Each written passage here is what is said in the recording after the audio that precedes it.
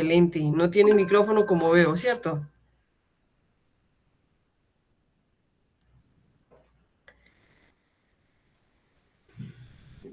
Ok, perfecto. Hola, Listo. profe. Profe, sí, Hola.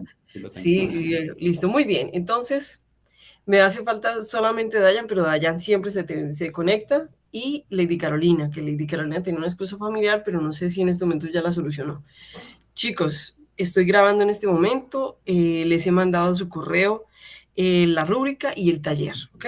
Voy a traer esos documentos a colación en la clase porque les quiero explicar cómo vamos a terminar ya estos últimos días de la materia. Yo espero, chicos, que en particular ustedes se hayan dado cuenta que, eh, pues, igual que como metro, igual que como aseguramiento de la calidad, que pues, seguramente nos veremos allá, chicos, eh, no es difícil, es decir, no son temas difíciles.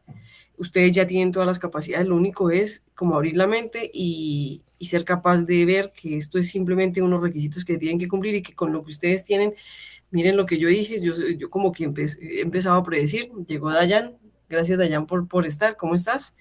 Entonces, listo, muy bien, entonces yo creo que ya estamos más completos. En ese sentido, voy a compartirles mi pantalla y vamos a empezar a hablar esto. Voy a comenzar a compartir mi pantalla y vamos a establecer los parámetros de cómo vamos a terminar, ¿ok? Muy bien. Entonces, Dayan, yo ya les pregunté a todos que si recibieron mi correo, ya muchos me han dicho que sí, entonces espero que tú también hayas recibido el correo, ¿ok? Chicos, Sí, ven, profe, ahí está. perfecto, ven esto en ese momento mi pantalla. Sí, profe. Perfecto, bueno, muy Sí, bien. profe. Muy bien, chicos, entonces les voy a presentar, este es un taller, ¿cierto? Este taller para todos es igual, ¿ok? Este taller, al igual que como hemos hecho las otras actividades, es en grupos, en los mismos grupos en los que se han trabajado. Chicos, ustedes saben muy bien, los que me conocen ya, Juan José, Natalia, José Manuel, que si ustedes no tienen o han tenido problemas con el grupo de trabajo, ustedes saben o que pueden presentar el trabajo solos o que se pueden unir a otro grupo de trabajo. Lo importante es que terminen entregando su material. ¿Okay? Yo no tengo problema por eso, pero sí pienso que uno debe ser responsable y debe entregar el material. Es decir, a uno se le pueden presentar dificultades en el camino, presentársele dificultades con el equipo de trabajo, pero nunca dejar de hacer las cosas. ¿Okay? Entonces, por si me van a preguntar otra vez temas relacionados, si llegan a tener problemas o si se llega a presentar algún problema de equipo, ustedes simplemente preocúpense por hacerse con otro equipo y presentar el taller. Lo importante es entregar la actividad. ¿Estamos claros con eso? Muy bien. Entonces, este es el taller de instrumentación. Ah, Lady, llegaste, qué bien. Ya había preguntado por ti. Perfecto. Venga, Lady, te coloco la asistencia. Eso, perfecto.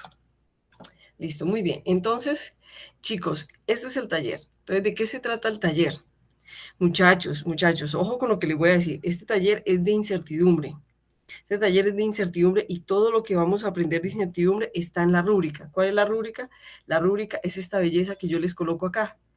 ¿Una rúbrica qué es? Una rúbrica es una plantilla donde ustedes van a tener, claro, esta nota está definida, ¿cierto? En el trabajo, ahí están 5 porque en esa nota empezamos. Pero estas notas de trabajo van a establecerse de acuerdo a lo que se cumpla o no se cumpla en el trabajo. Miren que acá nos está diciendo todo lo que debe tener, todo lo que debe tener el formato de incertidumbre que ustedes van a hacer para el equipo que está establecido en este taller. ¿Ok? En este taller vamos a tener un analizador ELISA, marca Víctor. ¿Ok? Entonces, ¿qué es un analizador ELISA? Para los que no lo han trabajado, chicos, el analizador ELISA es un espectrofotómetro que tiene que mide en diferentes pocitos. Ustedes, yo creo que ya muchos de ustedes lo han hecho. Ustedes han hecho ensayos en pocitos, en platicos, pero esos platicos tienen la forma de medir la óptica igual que un espectrofotómetro, pero esto no es con una celda, sino con un plato, una bandejita que tiene muchos pocitos y él mide la absorción de la luz en cada pocito y nos va dando la absorción de la luz con el mismo principio de medición que un espectrofotómetro cuando lo hace en una sola celda. Entonces, ustedes van a hacer para este equipo van a hacer ojo, ¿cuál es el taller?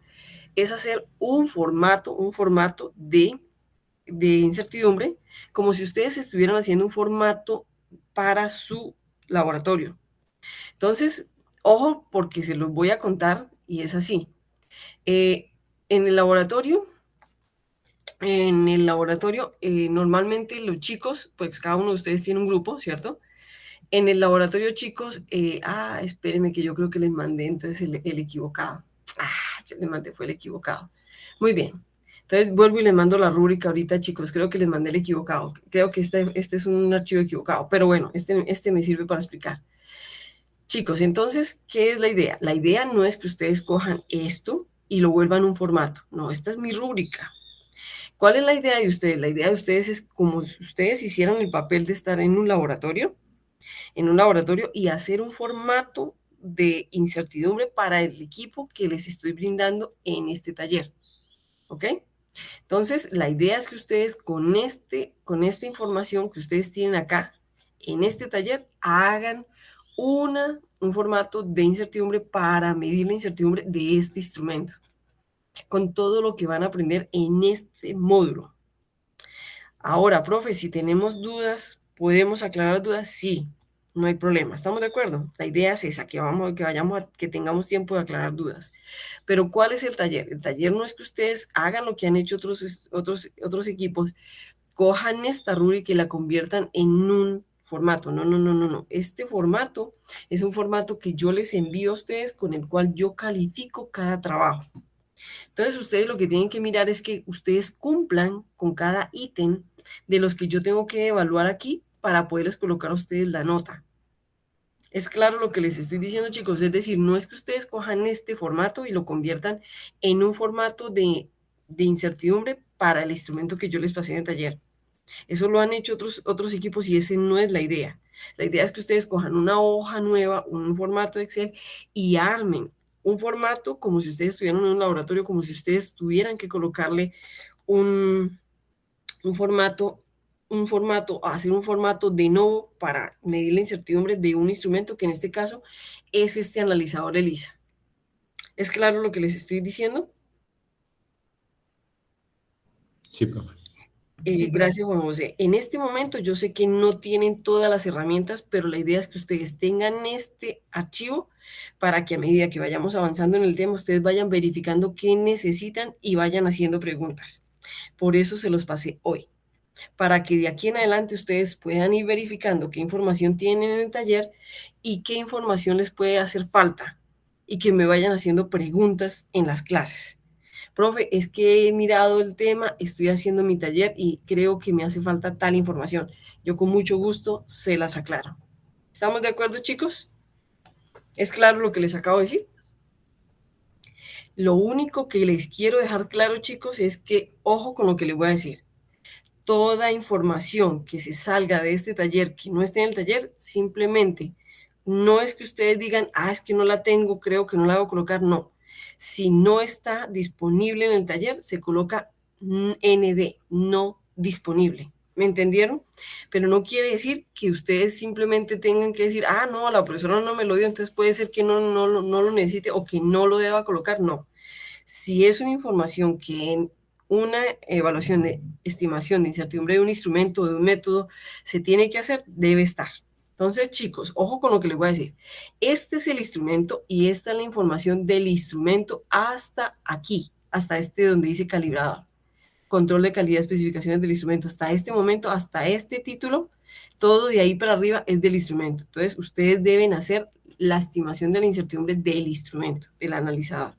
Y de aquí para abajo, sobre el procedimiento de determinar ferritina en suero en laboratorios, entonces de ahí para abajo es hacer la estimación de la incertidumbre del método. Entonces, son dos incertidumbres lo que ustedes van a encontrar. Y la pregunta se la voy a resolver, les voy a resolver una pregunta que ustedes me van a hacer. Ustedes necesitan esta incertidumbre de este instrumento estimado por ustedes para hacer la estimación de la incertidumbre del método. Es lo único que les voy a decir en este momento. Yo sé que tengo más o menos entendido que no sé, no me lo pueden estar entendiendo en este momento, pero sé que me lo van a entender a medida que avancemos en el tema. ¿Fue claro lo que acaba de decir?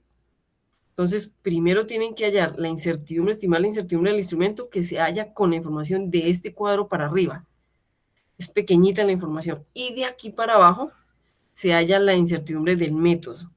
Toda información que no esté en este documento se coloca ND, no disponible, o NA no aplica. ¿Ok? Pero el formato tiene que ser lo más completo posible. ¿Quedó claro lo que acaba de decir, chicos? Sí, profe. Y este es el último taller de incertidumbre. Ahora, si ustedes se fijan, chicos, en el cronograma, que se lo voy a colocar, creo que sí lo tengo acá. El cronograma tenemos en las fechas, estamos a 8, tenemos el taller, tenemos la clase para terminar, de estas dos clases para que terminemos y hagamos el taller, y esta clase del 18 de la evaluación. Igualmente, chicos, en esta evaluación, ojo, recuerden que en la evaluación solamente se preguntan definiciones y conceptos. No indica que yo, para hacer esto, evaluación de conceptos y definiciones, les vaya a hacer preguntas cerradas. No, no, no, yo puedo hacer preguntas de análisis. ¿Qué indican las preguntas de análisis? Yo les puedo hacer preguntas que son de análisis y requieren de una o varias respuestas. En mis parciales siempre dice única respuesta o múltiples respuestas. Pero ojo, no quiere decir que porque son respuestas que tienen una respuesta, o sea, preguntas que tienen una respuesta definida, no quiere decir que ustedes lo tengan que analizar, porque las diferentes opciones es para que ustedes analicen. Es porque, como dicen ustedes, algunas respuestas tienen la trampita. No, la trampita está hecha para que ustedes me dejen ver si tienen claridad en las definiciones y en los conceptos.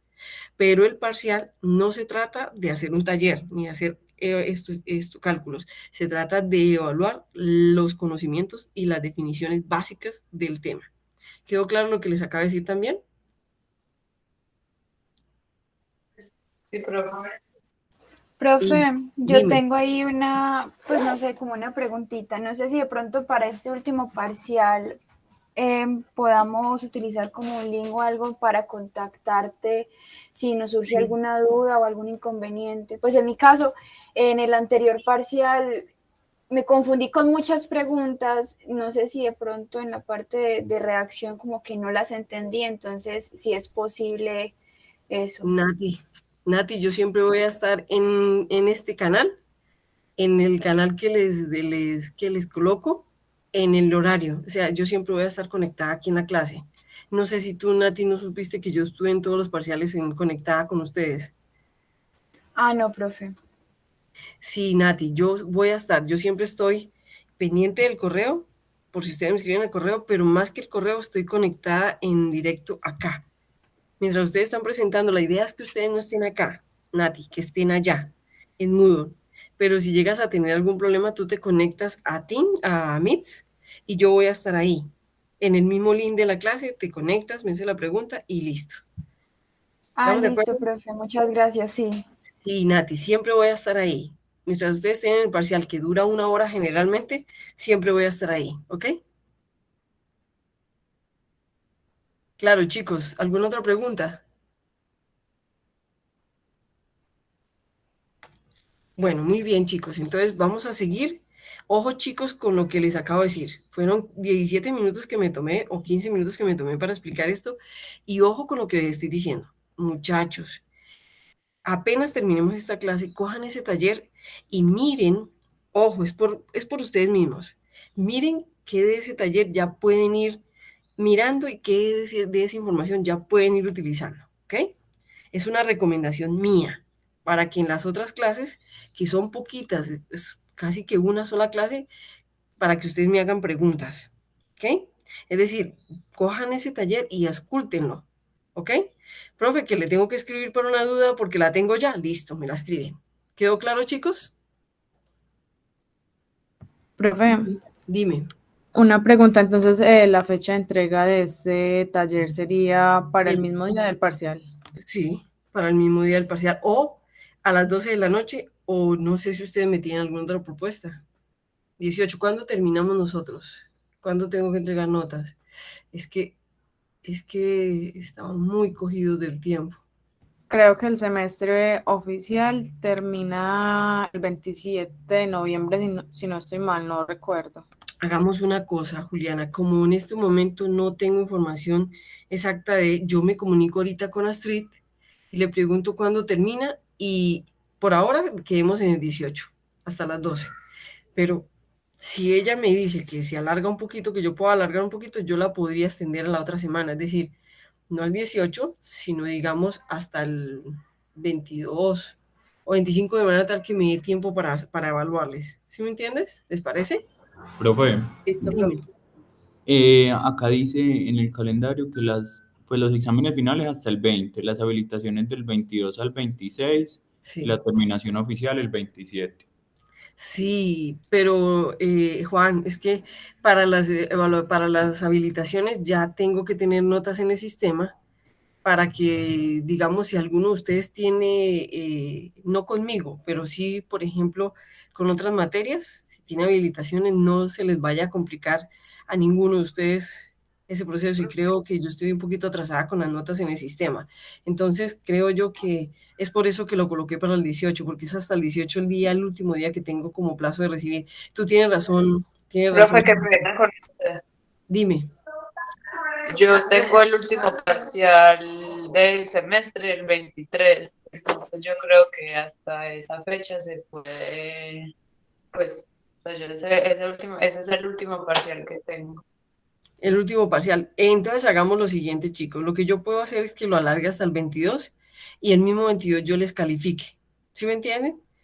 Esa sería la única, pero solamente me comprometo a hacerlo después de que Astrid me responda que sí es posible. ¿Les parece? Sí, profe, está bien. Sí, Listo, profe. es decir, no me comprometo porque no sé, pero si es posible lo hago, ¿ok? ¿De acuerdo, chicos? Bueno, muy bien. Entonces, chicos, vamos a seguir con el tema de incertidumbre. Creo que en la clase pasada ustedes me dirán que en esta diapositiva, donde yo les mostraba que ojo chicos, que ustedes ya vieron la validación y ustedes ya saben que todo instrumento tiene por la validación o la verificación del método o del instrumento, tenemos un intervalo de medición, que es lo que le da la actitud de uso al instrumento o al método analítico. ¿Estamos de acuerdo, chicos? ¿Hasta ahí vamos bien? Entonces, en ese intervalo de medición, nosotros tenemos una zona que se llama zona de conformidad, que esa zona de conformidad lo hace el intervalo de medición más o menos la incertidumbre en ambos extremos, más o menos la incertidumbre. Esa zona de conformidad me dice que lo que yo obtenga de datos en esa zona son conformes y están dentro de especificaciones. Profe, ¿cuáles especificaciones? Las especificaciones de los criterios o las reglas que se especifiquen de calidad para el método o para el instrumento. Entonces, esta es la zona de conformidad. Tenemos la zona de incertidumbre que también, ojo, la zona de incertidumbre también, parte de esa zona de incertidumbre también puede ser parte del intervalo de medición. Y tenemos la zona de no conformidad. Entonces, la zona de no conformidad es cuando mis datos se obtienen por fuera. Y les aseguro, chicos, que esta zona comprende la campana de Gauss dentro de una confiabilidad que yo defina para mi método o para mi instrumento. Entonces, la zona de no conformidad es todo lo que se sale de esa zona de intervalo de medición, donde si yo estoy fuera del intervalo de medición, estoy fuera de especificaciones, pero si estoy fuera de la zona de conformidad, sería no conforme y no cumple con especificaciones. ¿Estamos de acuerdo? Hasta este momento, esto voy a volvérselos a mostrar al final. Simplemente que quiero que lo tengan claro. ¿Estamos de acuerdo? ¿Hay alguna pregunta acá? ¿Hay alguna pregunta? Bueno, muy bien. Tranquilo que los volvemos a ver ahorita más adelante. Entonces, chicos, la incertidumbre es función de probabilidades. Es una función de probabilidades. ¿Qué quiere decir? Yo voy a tener una magnitud dentro del cual yo voy a tomar diferentes valores y esos valores espero que cada elemento, que cada cada valor esté dentro de un espacio muestral que esté cumpliendo con la normalidad, es decir, que no sea sesgado, que esté cumpliendo dentro de los datos que yo espero que tengan una dispersión normal, ¿ok? Entonces, siempre que nosotros vamos a estimar la incertidumbre, estamos, ojo, igual que todo en la vida, tiene una probabilidad. Mientras esos datos yo no los sesgue, no los manipule, no haga nada con esos datos, ellos deben tener un comportamiento dentro de los fenómenos normales, un comportamiento normal. Entonces, sigue cumpliendo con las leyes de la probabilidad.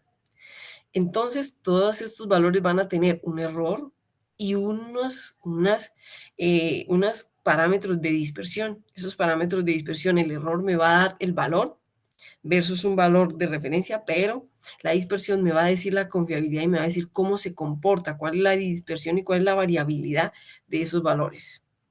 Entonces, yo quiero que miremos cuáles son los métodos para estimar la incertidumbre. Chicos, acá les muestro que hay 4 métodos para estimar la incertidumbre. El primer método se llama el método de ISO o bottom-up, que es la que define la GAM. Y ojo, miren lo que yo les estoy colocando acá, les estoy colocando una flechita hacia arriba. Entonces, la bottom-up, chicos, significa, como dice literalmente en inglés, de abajo hacia arriba, de bottom-up. Entonces, la ISO-GAM me enseña que yo puedo estimar la incertidumbre desde ni mensurando hacia la jerarquía más alta. Eso quiere decir de abajo, de lo último de abajo, hacia arriba en jerarquía meteorológica, y se llama bottom-up. Y esa es la que ustedes y yo vamos a estimar. Y les voy a explicar por qué. Porque la bottom-up se hace para los analistas que utilizamos métodos de análisis y métodos analíticos, pero que no estamos desarrollando ni un instrumento ni un método de medición. ¿Quedó claro lo que les acabo de decir? Y esa es la que ustedes van a aprender. ¿Estamos de acuerdo? ¿Quedó claro? Muchachos. Sí, profe, es claro. Perfecto. Chicos, así como ustedes lo ven, que esta es la que ustedes van a aprender, esta es la que vamos a aprender, la más sencilla de todas, les voy a explicar por qué. También se puede encontrar por internet. Se llama GAN ISO Estimation of Incertidumbre. Entonces, ustedes la pueden bajar de internet, está en inglés. La bajan de la Oficina de Pesas y Medidas de Francia, está en inglés, y se puede bajar. Esta es la que vamos a aprender. Esta es la que normalmente utiliza la mayoría de la gente en laboratorios de diagnóstico y de ensayo e industriales. La bottom-up. Ahora les voy a enseñar las otras formas de estimar la incertidumbre. Hay otra forma que se llama la forma global o top-down. ¿Qué significa top-down? Top-down, como dice en inglés, literalmente significa de arriba hacia abajo. Es la que nos enseña la Eurolab y otras instituciones a nivel internacional. Y la global top-down es la que utilizan los fabricantes de métodos o de equipos de instrumentos de laboratorio de medición. Entonces ellos se van desde arriba, desde el sistema internacional, y hacen la estimación de arriba, desde más alta jerarquía hacia abajo. ¿Por qué? Porque ellos están desarrollando un instrumento o un método analítico y ellos se van de arriba hacia abajo. Entonces ellos estiman la incertidumbre desde la más alta jerarquía hasta el mensurando. Nosotros lo hacemos al contrario. Nosotros obtenemos nuestro mensurando y desde nuestro mensurando estimamos la incertidumbre hacia arriba. ¿Quedó claro? Entonces, esta la utilizan los productores, los fabricantes, y esta la utilizamos los analistas, los que estamos en los laboratorios. Sin embargo, aprendiendo esta, podemos aprender esta. ¿Estamos de acuerdo, chicos? Porque lo que uno necesita son los conceptos. ¿Claro, muchachos? Sí, profe. Ahora hay otra forma de estimar la incertidumbre que se llama diferencial o transversal. Y esta diferencial o transversal es algunas formas de estimación que utilizan algunos laboratorios de investigación o de desarrollo, donde ellos lo que hacen es que toman directrices de ambas, porque ambas se parecen mucho, y lo que hacen es que hacen una mezcla, ojo, una mezcla consecuente, una mezcla concisa, una mezcla ¿cómo diría yo?, responsable de cómo medir la incertidumbre, disculpen, cómo medir la incertidumbre y estiman la incertidumbre haciendo diferentes o haciendo transversales diferentes pasos de las dos formas de estimación. ¿Cuándo se puede hacer? Cuando yo soy un laboratorio de diagnóstico y quiero desarrollar un método, utilizo parte de esta y parte de esta. Entonces, esto se llama diferencial o transversal, que toma partes o directivas de ambas y las mezcla, pero de forma lógica, de forma que se pueda sustentar técnicamente, sólidamente. ¿Ok? Técnica y sólida. Y la otra, chicos, la otra y la última, que es la que utilizamos muchas veces los investigadores para hacer estadística y al mismo tiempo hacer la estimación de la incertidumbre por medio de programas de estadística, que se llama, una de ellas se llama simulación de Monte Carlo, es la más utilizada para estimar la incertidumbre. En estos momentos yo les podría mostrar, ahorita que me pasen un documento, una estimación de la incertidumbre que hicieron de la prueba de COVID, que la hizo el Instituto Nacional de Salud y el Instituto Nacional de Meteorología. Yo fui la evaluadora, la evalué mal, porque me parece que no tuvieron en cuenta muchos criterios de desempeño para una prueba cualitativa, ¿cierto? Que es la prueba de COVID-19, cosa muy importante en este momento, pero que nos muestra cómo se utiliza la Monte Carlo y que no es difícil, pero que es una forma de hacerlo estadísticamente, que es rápida. Ustedes ya vieron que las herramientas estadísticas como son R, como son StatGraphics, como son DesignSphere, son herramientas rápidas, pero que solamente se deben utilizar cuando se tiene un conocimiento, no solamente del método de análisis, sino también de la estadística, para saber que yo puedo compararlo y para poder saber que lo que estoy haciendo está bien. ¿Estamos de acuerdo? ¿Cuál es la diferencia cuando hago una simulación por Monte Carlo? Es que necesito muchos datos, demasiados datos para que la simulación me dé más o menos bien, es decir, para que la estadística me dé más o menos algo muy similar, sin tener que analizarlo tan profundamente como se hace con las otras. ¿Estamos de acuerdo, chicos? ¿Quedó claro? Es decir, esta simulación de Monte Carlo es cuando yo utilizo software estadísticos, pero que debo tener una experiencia y debo tener un conocimiento que me asegure que las respuestas que me dan los software sí son lógicas, como todo lo que uno hace en un software. ¿Estamos de acuerdo, chicos? Entonces, hay 4 formas. La que utilizamos los analistas de ensayo, ¿cierto?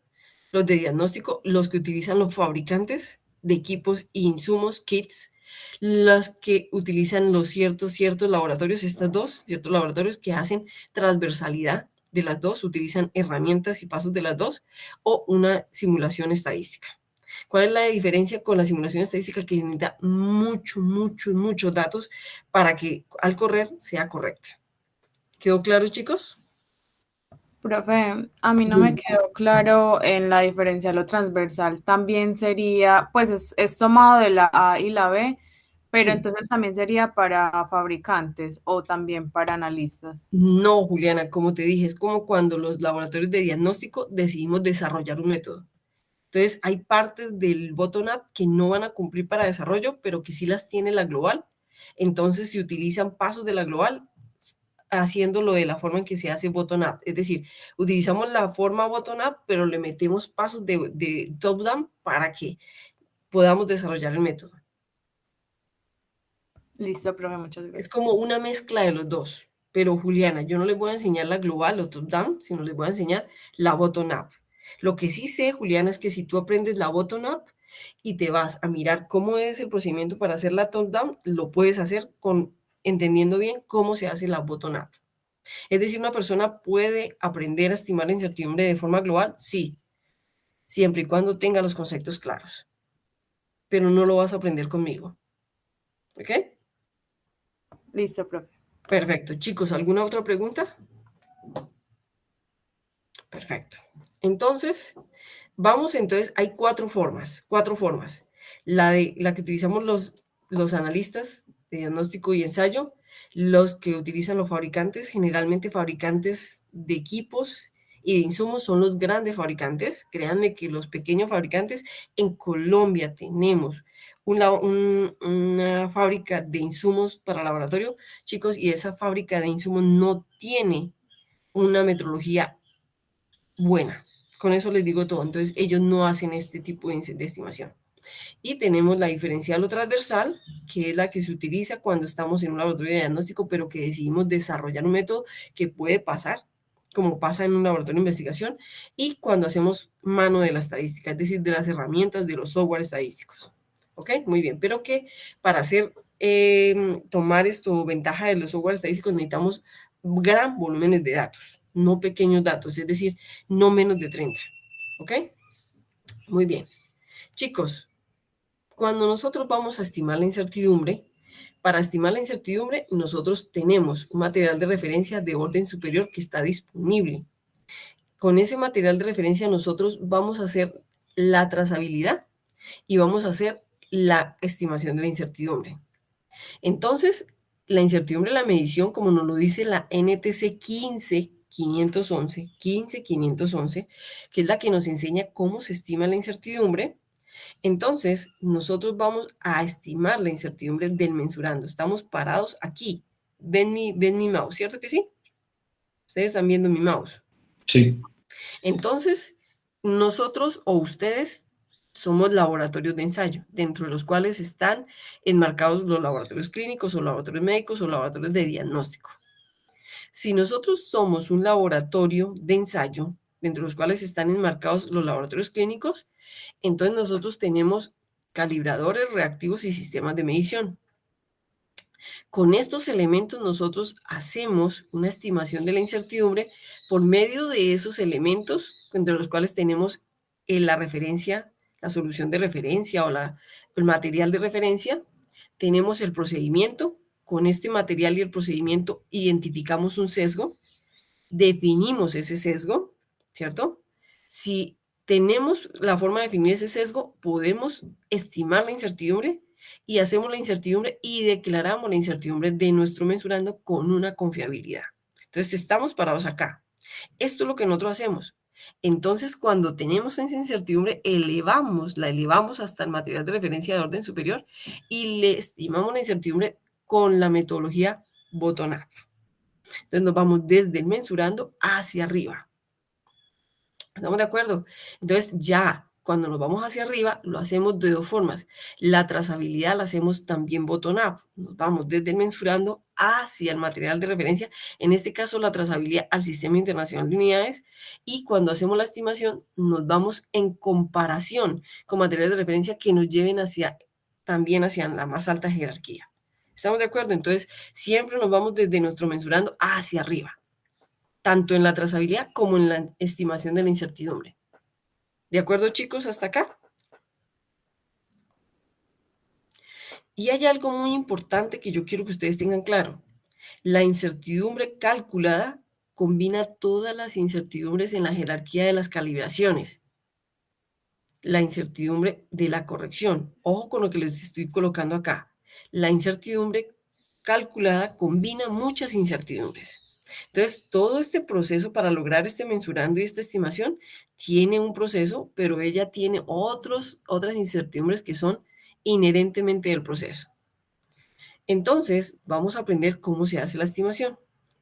Chicos, si utilizáramos la metodología de Monte Carlo u otro estadístico, es un método estadístico que maneja diferentes herramientas matemáticas y estadísticas para hacer la minimización y el análisis de varianza. Cuando utilizamos herramientas estadísticas son generalmente modelos de calibración basados en métodos de mínimos cuadrados que tienen o que son alimentados con la dispersión aleatoria a corto plazo y a largo plazo y que son herramientas estadísticas que me sirven, ¿cierto? Pero para eso debo tener un conocimiento grande, no solamente de diseño de experimentos, sino debo tener un manejo de algún software que sea estadística, que sea R, que sea StatGraphics, que sea Origin, que sea MATLAB, que sea DesignSphere. Pero estas son las desventajas que debo tener un conocimiento de ellos para poder aplicar una metodología estadística. ¿Estamos de acuerdo? No quiere decir que no se pueda utilizar, no quiere decir que no sea bueno, no quiere decir que no sea rápida. Quiere decir que la desventaja es que debo tener un conocimiento bastante fuerte para poderlo utilizar. Profe, entonces eso es malo. No. Bueno, si yo quiero ser mucho mejor, me pongo a estudiar y me vuelvo un duro en eso. ¿Estamos de acuerdo? Pero esa es la única desventaja, que tengo que tener una claridad muy grande para utilizarla. No es como el diseño de experimentos que usted los puede utilizar y el diseño de experimentos le va a dar unas respuestas si usted solamente entendiendo y analizando las respuestas, no. Cuando usted hace estimación de incertidumbre, ahí sí se exige un buen conocimiento estadístico y matemático. ¿Es claro lo que acabo de decir? Perfecto. Entonces vamos entonces a aprender desde hoy cómo se hace la estimación de la incertidumbre por medio de la metodología GAM-ISO. ¿Cuál es la información que requerimos para hacer la estimación por la bottom-up? O como ustedes lo van a aprender conmigo. Lo primero, chicos, que necesitamos, ¿qué información necesitamos? Es un modelo para la expresión del mensurando. Ah, profe, pero ¿cómo así que un modelo? Y me voy a devolver. Chicos, cuando nosotros hacemos una verificación o una validación, el modelo generalmente cuando hacemos la calibración, si nuestra calibración obedece a una linealidad, nuestro modelo es el modelo de la línea recta. Así vamos a encontrar muchos modelos que van con unas variables independientes versus o cuya variable dependiente está en función de esas variables independientes o de esa variable independiente. Que estas variables independientes pueden ser la temperatura, la presión, el volumen de reactivo, y esta Y puede ser la absorbancia, la coagulación, ¿cierto? Una variable que sea dependiente de estas variables independientes. ¿Es claro cuando yo digo un modelo para la expresión del mensurando? ¿Es claro, chicos? Que se Sí, llama profe. modelo de medición. Gracias, Nati. Se llama modelo de medición. Entonces, cuando yo ya tengo este modelo para la expresión del mensurando, entonces hago una estimación de las variables independientes para cada magnitud de entrada. Profe, ¿cómo así que una estimación? Claro, cuando ustedes van a hacer un método y tienen que tomar diferentes volúmenes, esos volúmenes son la variable independiente y ese volumen, que es la variable independiente, me va a afectar la variable dependiente. Entonces, hago una estimación para cada una de esas variables independientes. Y luego, con esa estimación, yo, ojo con lo que les voy a decir acá, porque ustedes se van a dar cuenta que ya lo hacen, estimo la incertidumbre típica o estándar. Y esa incertidumbre típica o estándar, a partir de ahora la vamos a llamar U minúscula, y se llama la desviación estándar. ¿Hay algo desconocido hasta este momento para ustedes? La incertidumbre típica o estándar se llama la desviación estándar. ¿Ustedes la saben calcular, chicos? Muchachos.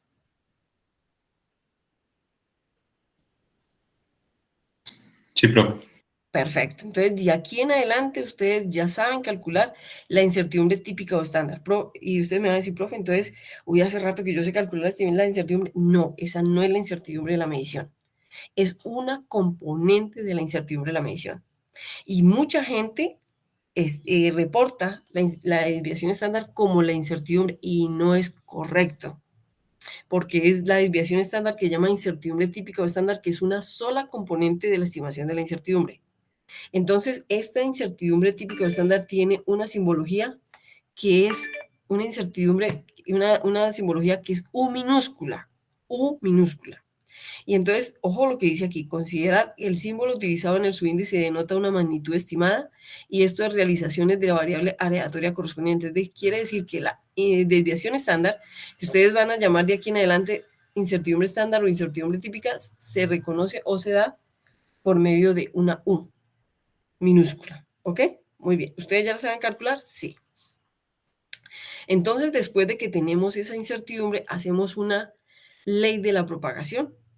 Y la ley de la propagación utiliza la estimación de cada variable independiente para cada magnitud de entrada y hacemos una expansión de Taylor de primer grado, que es esta que ustedes ven acá. Con esta expansión de Taylor hacemos una ley de la propagación de la incertidumbre y con esta hacemos la estimación de la incertidumbre, ojo, expandida. Profe, pero es que esto ya es matemática dura. Sí, y no se preocupen, la vamos a aprender a aplicar. ¿Estamos de acuerdo? La vamos a aprender a aplicar. No quiero que se complique la vida. No es difícil. Este es el modelo que se llama la expansión de Taylor y nosotros llamamos la ley de la propagación. Entonces, cuando ya tenemos la propagación, ¿qué dificultades se nos pueden presentar en esa ley de la expansión de Taylor o ley de la propagación? Se nos pueden presentar que tenemos, por ejemplo, derivadas parciales que involucran cálculos complejos, que tenemos que tener muy claro las esperanzas, las varianzas y las covarianzas, que si no las conocemos se deben estimar, que es mucho más complejo si se involucran con cocientes o multiplicaciones, en caso, por ejemplo, de microbiología y algunas determinaciones químicas. Entonces, chicos, para evitar estas dificultades, lo que vamos a hacer es que vamos a tomar estimaciones en lugar de esperanzas estadísticas, desviaciones estándar experimentales tipo A y valores procedentes de otras fuentes tipo B en lugar de varianzas. Y, por ejemplo, a partir de la información obtenida en un informe de calibración, vamos a tomar toda la información que nos dé de los materiales de referencia y de los instrumentos. Entonces, así se hace, pero esta es la forma en que nosotros lo vamos a hacer. ¿Cumplimos con esto haciendo esto? Sí. ¿Haciendo esto cumplimos con todo esto? Sí. ¿Estamos de acuerdo? Entonces, vamos a aprenderlo a hacer como lo hace la GAN ISO, que es siguiendo todo esto, pero utilizando la información aplicada. Entonces, la metodología GAN ISO, chicos, para hacer la estimación de la incertidumbre, agrupa las incertidumbres o las componentes de la incertidumbre en dos categorías. Una de esas categorías de las incertidumbres se llaman componentes tipo A y componentes tipo B. Entonces, las incertidumbres o las componentes de la incertidumbre son componentes tipo A y componentes tipo B, y esa clasificación tipo A o B, ojo con lo que les voy a decir, no implica ninguna diferencia de naturaleza entre las componentes de cada tipo de la incertidumbre. Y ojo, esta clasificación se basa en las distribuciones de probabilidad. ¿Eso qué quiere decir? Que hay dos formas de evaluar las componentes de la incertidumbre. Entonces vamos a tener evaluación de las componentes tipo A de la incertidumbre y evaluación de las componentes tipo B de la incertidumbre. Y chicos, de aquí en adelante, para estimar la incertidumbre, ustedes van a tener un modelo dentro de las cuales van a tener dos componentes, tipo A y tipo B. Hoy vamos, en este momento les voy a enseñar cómo se toman las evaluaciones tipo A, que es lo que ustedes ya saben hacer.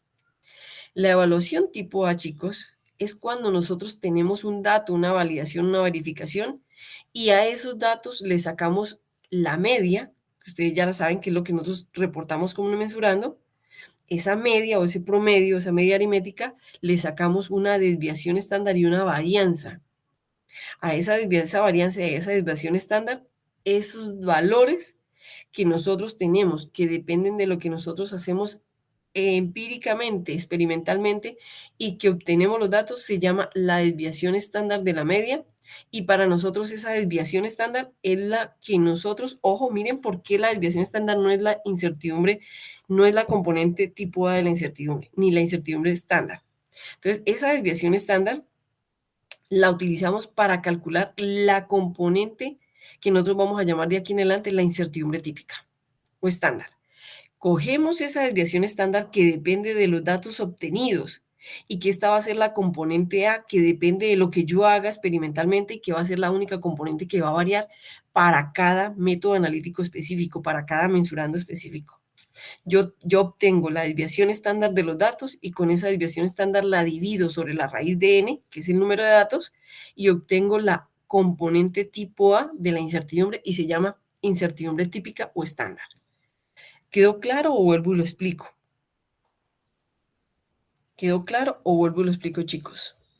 Profe, otra vez, por favor. Claro que sí, Juan José. Juan José y todos, chicos, cuando ustedes están haciendo un método analítico, esta evaluación tipo A ustedes ya la hacen.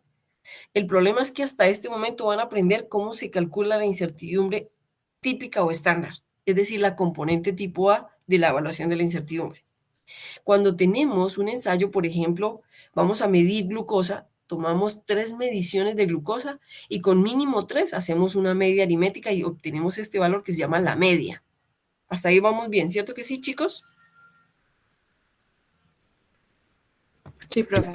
Perfecto, chicos. Cuando tenemos los datos de la glucosa, a esos datos le podemos sacar una desviación estándar y una varianza. ¿Es claro para ustedes que se puede sacar? Ustedes ya la saben determinar, ¿cierto que sí? ¿O no? Sí, profe. Perfecto. De aquí en adelante, chicos, ojo con lo que yo les dije ahorita. Mucha gente reporta la desviación estándar como la incertidumbre típica. Es un error. Discúlpenme el uso de la R, pero es un error. ¿Estamos de acuerdo? Entonces, esta S, que es la desviación estándar, que es lo que mucha gente reporta como ese más o menos, que ustedes hasta este momento también lo hacen porque hoy es el día en que van a aprender que eso no es la desviación estándar y que ya hoy van a aprender cómo se calcula la incertidumbre, por lo menos la mínima, la típica.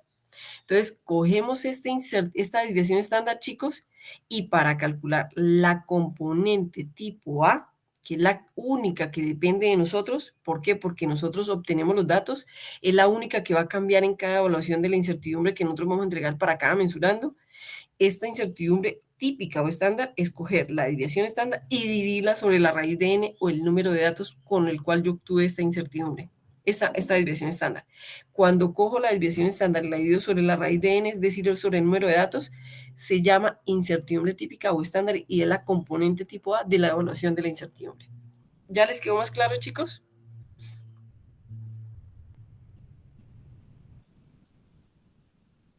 Muchachos, Sí, profe. ¿para todos fue claro? Dayan, José Manuel, Luisa Fernanda, ¿claro para todos? Sí, Sí, profe. profe. Perfecto, eso quiere decir que ustedes saben calcular la desviación estándar y la varianza, que es la dispersión. De aquí en adelante, ojo, es un error declarar el más o menos con la desviación estándar. Uno declara el más o menos con la incertidumbre típica, como mínimo con la incertidumbre típica, y es la desviación estándar sobre la raíz del número de datos. Y esto se llama la incertidumbre típica o estándar. Y es la única componente tipo A, porque depende totalmente de los datos y de la actividad experimental. Entonces, en este momento ya saben ustedes cómo se calcula la componente tipo A de la incertidumbre. ¿Es claro? Quedó claro. Espero que haya quedado claro. Profe, qué pena una pregunta. Claro, dime. ¿Es sobre la raíz del número de datos o solo el número de datos? No, sobre la raíz del número de datos. Ah, ok, gracias. Listo, muy bien. Entonces, vamos ahora sí a aprender lo que hace parte de la otra parte de la estimación de la incertidumbre. Y se llaman las evaluaciones de las componentes tipo B de la incertidumbre. Entonces, chicos, una mente muy abierta. Las evaluaciones de la componente tipo B, y se los voy a decir en mis palabras, no dependen de mi parte experimental como analista. Lo único que depende de mis capacidades y mis competencias como analista es los datos y la componente tipo A de la incertidumbre, que ustedes ya lo hacen con la validación, verificación y todo lo demás. El resto se llaman componentes tipo B. Se usan las componentes tipo B cuando se hace la estimación de una magnitud que no es obtenida a partir de datos experimentales u observaciones repetidas, es decir, no depende de mí. Por lo tanto, la incertidumbre de estas componentes se obtiene mediante decisión científica basada en la información disponible de la variabilidad de ese valor. Entonces, ¿de dónde vienen los valores de las componentes tipo E de la incertidumbre? De resultados de medidas no propias, es decir, no obtenidas por mí en la parte experimental. Vienen de certificados de calibración, de certificados de materiales de referencia, de la información de los proveedores, de los fabricantes, etcétera. Provienen de la experiencia o conocimiento del comportamiento propiedad de un instrumento usado, certificados de calibración o procesos de verificación de un instrumento. Provienen de la incertidumbre asignada a valores de referencia procedentes de libros, manuales o normatividades. ¿Entendido? Es decir, estos datos de la componente evaluación tipo E, de la componente tipo E de la incertidumbre, chicos, no depende de lo que yo haga en el método analítico, ni en la recolecta, ni en la obtención de los datos experimentales. Depende de la información que yo tenga disponible, de lo que yo uso para obtener esos datos. ¿Es más claro en este momento? Profe, yo tengo una pregunta. Nosotros de pronto vamos a ver cómo esta evaluación tipo A y tipo B en ejemplos aplicados, pues, o es Uy, como más el concepto. Juliana, mira, colócame cuidado. Yo les voy a enseñar y acá en esta última parte les voy a dar muchos ejemplos. Mira, muchos ejemplos. Muchos ejemplos de cómo se hace. ¿Listo? No te preocupes que ejemplos yo les voy a dar, ¿ok? Listo, profe. Entonces sí vamos a tener muchos ejemplos. ¿Listo? ¿De acuerdo? Perfecto. Entonces, lo único que yo quiero que ustedes sepan es que la evaluación tipo E es de la información que hay disponible. De la información que hay disponible. A ver, ¿de qué depende la información disponible? De la fortaleza económica del laboratorio, de la institución. ¿Qué tanta información disponible se tenga del proveedor? ¿Qué tanta información disponible se tenga de los instrumentos? ¿Cómo se evalúan? Ojo, según la fuente de los datos, se evalúa de diferente forma. Así, señores. Muchachos, colóquenme cuidado. Hay 3 formas de, ojo, y me voy a volver un poquito, por favor. Recuerden que acá yo les dije que la evaluación de la componente tipo A y tipo B se basa en distribuciones de probabilidad. ¿Ok? Entonces, para las componentes tipo B vamos a tener 3 tipos de incertidumbre asignada. ¿Me escucharon lo que acabo de decir? Asignada. Entonces vamos a tener datos o componentes tipo B que tienen distribución normal. Cuando esos datos tienen distribución normal, yo cojo la desviación estándar y a esa distribución, a esa desviación estándar la divido sobre 3 y eso tiene una distribución normal y les voy a decir cuáles datos cumplen con una distribución normal.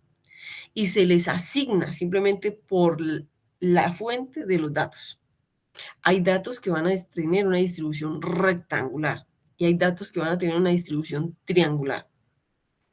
Profe, ¿y todas estas distribuciones estadísticamente y matemáticamente existen? Sí, chicos, y no son las únicas. En metrología utilizamos la normal, la rectangular y la triangular. Entonces, profe, pero es que los datos normalmente son obtenidos cuando, ojo, se reciben de datos empíricos experimentales sin sesgo, sin nada, se reciben con distribución normal. Cuando, ojo muchachos, por favor, pónganme atención.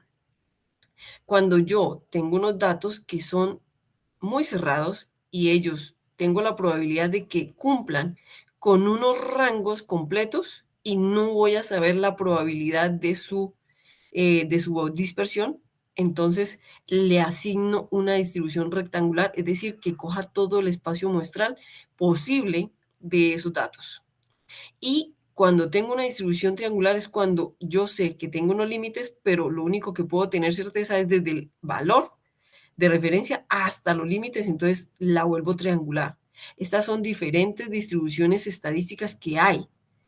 Entonces tengo la normal, que es la que generalmente me presentan los datos sin ningún sesgo y sin ninguna anormalidad.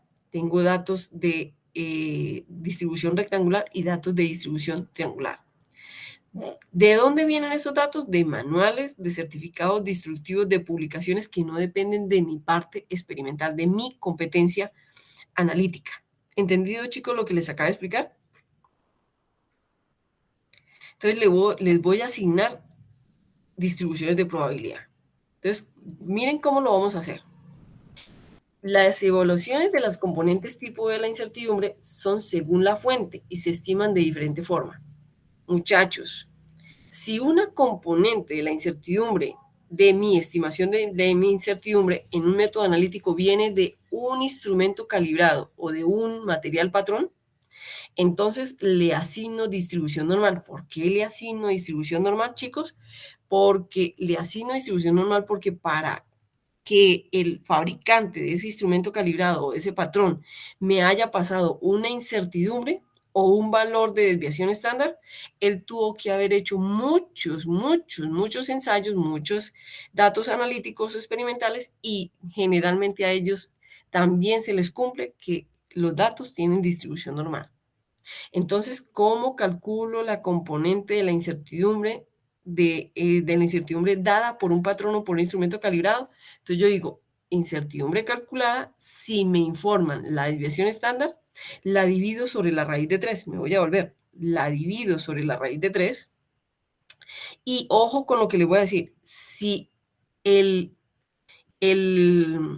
material de referencia o el instrumento calibrado me reportan una incertidumbre con un certificado, Que es que el instrumento está calibrado y la incertidumbre del instrumento es tal, entonces yo simplemente cojo la incertidumbre que me reporta el certificado de calibración o el certificado de material de referencia y cojo la incertidumbre y la divido sobre el factor de cobertura.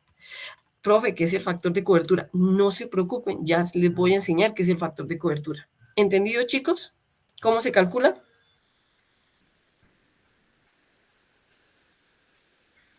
Muchachos, ¿entendido cómo se calcula la componente de la incertidumbre que viene de un patrón o un instrumento calibrado? Profe, ¿pero cuándo utilizo yo un patrón? Chicos, cuando voy a utilizar un control interno. ¿Cuándo utilizo yo un instrumento calibrado? Todo instrumento que tú vas a utilizar en un método analítico debe ser calibrado. Bueno, siempre y cuando sea el sensible, sea el instrumento de medición. ¿Estamos de acuerdo, chicos? Sí, profe. Entonces, cuando yo tengo un material de referencia, un material patrón y un instrumento calibrado, si a ese material patrón, instrumento calibrado, le sé la desviación estándar, entonces calculo la componente de la incertidumbre a la desviación estándar sobre la raíz de 3.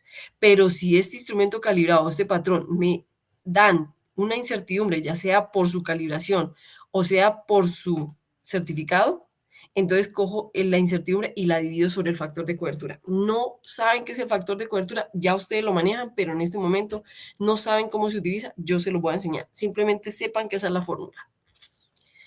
Ahora, chicos, la otra componente de la incertidumbre, aquí debería decir B y C, ¿no? Eso es como un error de la diapositiva, discúlpenme ustedes ahí. Entonces, la incertidumbre que viene de una resolución o de un redondeo de un dispositivo indicador de un instrumento digital o analógico, se le da una distribución rectangular.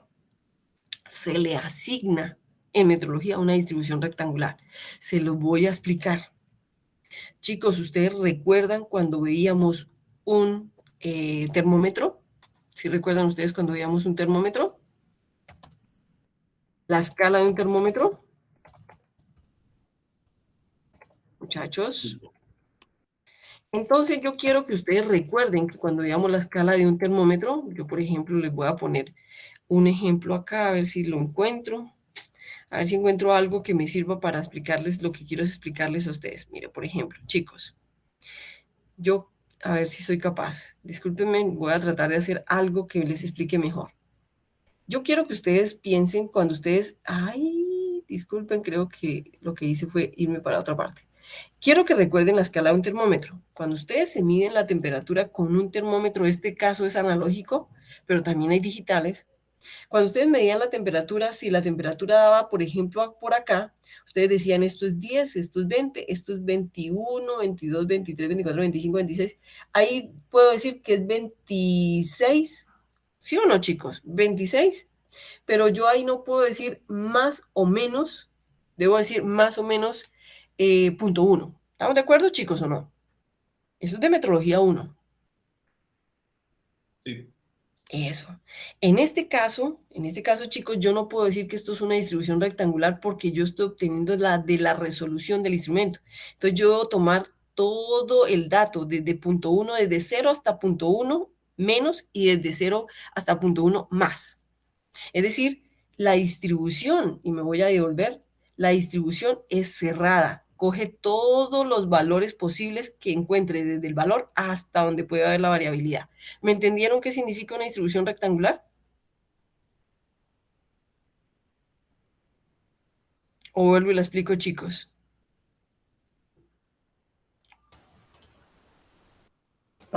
Profe, a mí no me quedó muy clara. Nati, yo vuelvo y te la explico, ¿ok? Vuelvo y te la explico. Cuando la componente de la incertidumbre sale de la resolución o el redondeo del dispositivo indicador de un instrumento, sea digital o analógico, la distribución que le asignamos es rectangular. ¿Cómo se calcula la incertidumbre calculada? Se calcula con, ojo, me voy a volver, mira que la incertidumbre me dice que este es el valor y la variabilidad es A y menos A, es más o menos A. ¿Estamos de acuerdo? ¿Sí la ves acá? Sí, profe. Entonces, ¿cómo la cojo? Cojo esa variación, solamente la A, no más o menos A, sino cojo la A y la divido sobre 2 por la raíz de 3. O cojo la incertidumbre de la resolución y la divido sobre 2 raíz de 3. ¿Estamos de acuerdo? Ahí vamos bien. Entonces te voy a enseñar por qué. Recuerda, Nati, que cuando ustedes cogían un termómetro, por ejemplo, para medir aquí la temperatura, esto es por debajo de cero, esto es por encima de cero. ¿Sí lo recuerdas? Sí, profe. Entonces aquí me da, mira que acá estamos en 26, pero no llega ni a 27, está en 26 punto algo, ¿sí o no? Es decir, el puntico, el menisco del líquido rojo, que generalmente es alcohol, no llega al 27. ¿Sí lo ves ahí? Es que no te puedo mostrar la imagen más grande. No sé cómo hace uno para mostrar esta imagen más grande, pero bueno. Es que no sé, bueno, digamos, Nati, no sé cuál imagen veas mejor, no sé si acá sea más claro para ti, en esta que está acá abajo. ¿Sí lo ves? Sí, profe.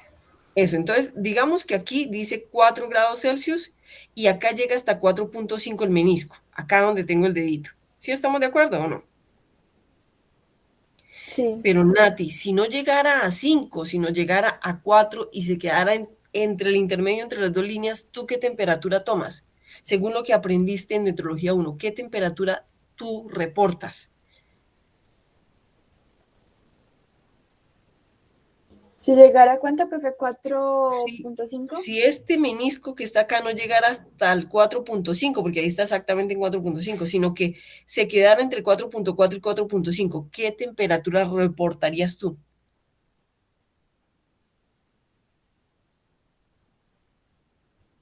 4.5 más o menos, .1.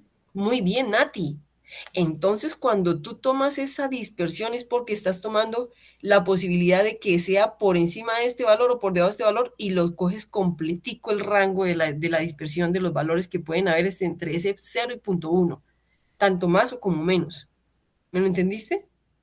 Sí, profe, ya me queda claro, muchas gracias. Entonces, Nati, tranquila, mira, estoy aquí, este es el 4.5 y este es más o menos .1 y toma todos los posibles valores, todos, exactamente todos los posibles valores que haya entre ese .1 y ese 0.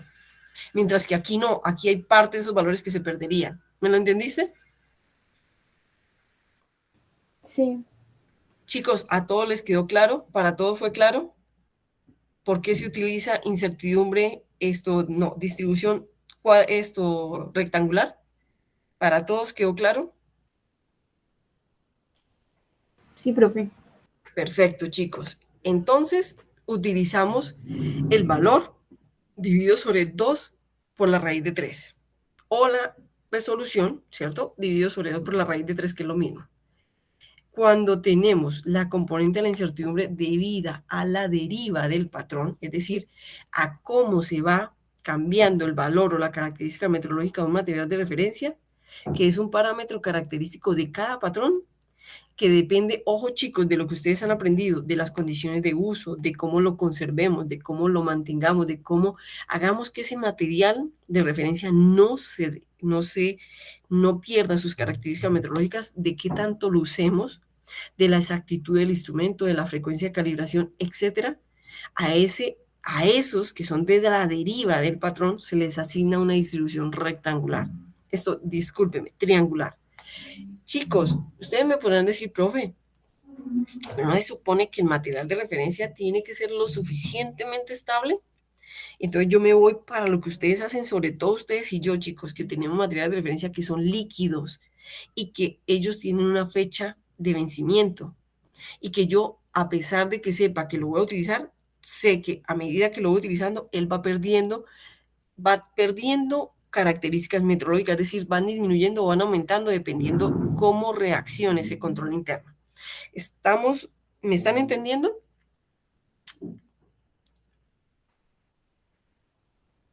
Chicos, ¿me están entendiendo lo que les estoy diciendo? Me voy a referir, por ejemplo, a las pesitas patrones a cajita de madera que ustedes tienen hace mucho tiempo, que es muy costosa, pero que tienen hace mucho tiempo para Metrología 1, para aprender cuando van a trabajar y cuando van a verificar una balanza analítica. ¿Sí recuerdan esa cajita? ¿La alcanzaron a ver o no pudieron tener la oportunidad de verla, chicos? Sí, profe. Yo les hago una pregunta y sobre todo a ti, Juan José, que fue el que me lo respondiste, Dayan también, todos, Juan José Espina, todos. Chicos, ¿ustedes creen que esas pesitas patrón no tienen deriva? ¿Están rayadas? ¿Cuántas veces se habrán caído? A pesar de que hayamos tratado de mantenerlas, esas son unas materias de referencia que son para uso estudiantil. ¿Ustedes creen que eso no ha cambiado sus características meteorológicas? ¿Qué creen ustedes? Sí, claro que sí. Total. Entonces, todo material de referencia, por mucho cuidado, mucha conservación, mucho uso, muchas condiciones, ellos van a tener una deriva, sea pequeñita, mínima, insignificante, pero la van a tener. ¿Estamos de acuerdo, chicos? Muy bien. Cuando la componente de la incertidumbre se deba a una deriva de un material de referencia, utilizamos la distribución rectangular. Me voy a volver. Hago de cuenta que aquí tengo el valor del material de referencia y yo no voy a saber cómo va a cambiar. Entonces hago una distribución triangular. ¿Qué quiere decir? Desde donde me dice el valor que él va a variar y hasta el valor de su valor de referencia. ¿Me entienden por qué se utiliza una distribución triangular? ¿Qué pasó? Venga, venga. ¿Me entienden, chicos? ¿Me entendieron, muchachos? ¿Por qué?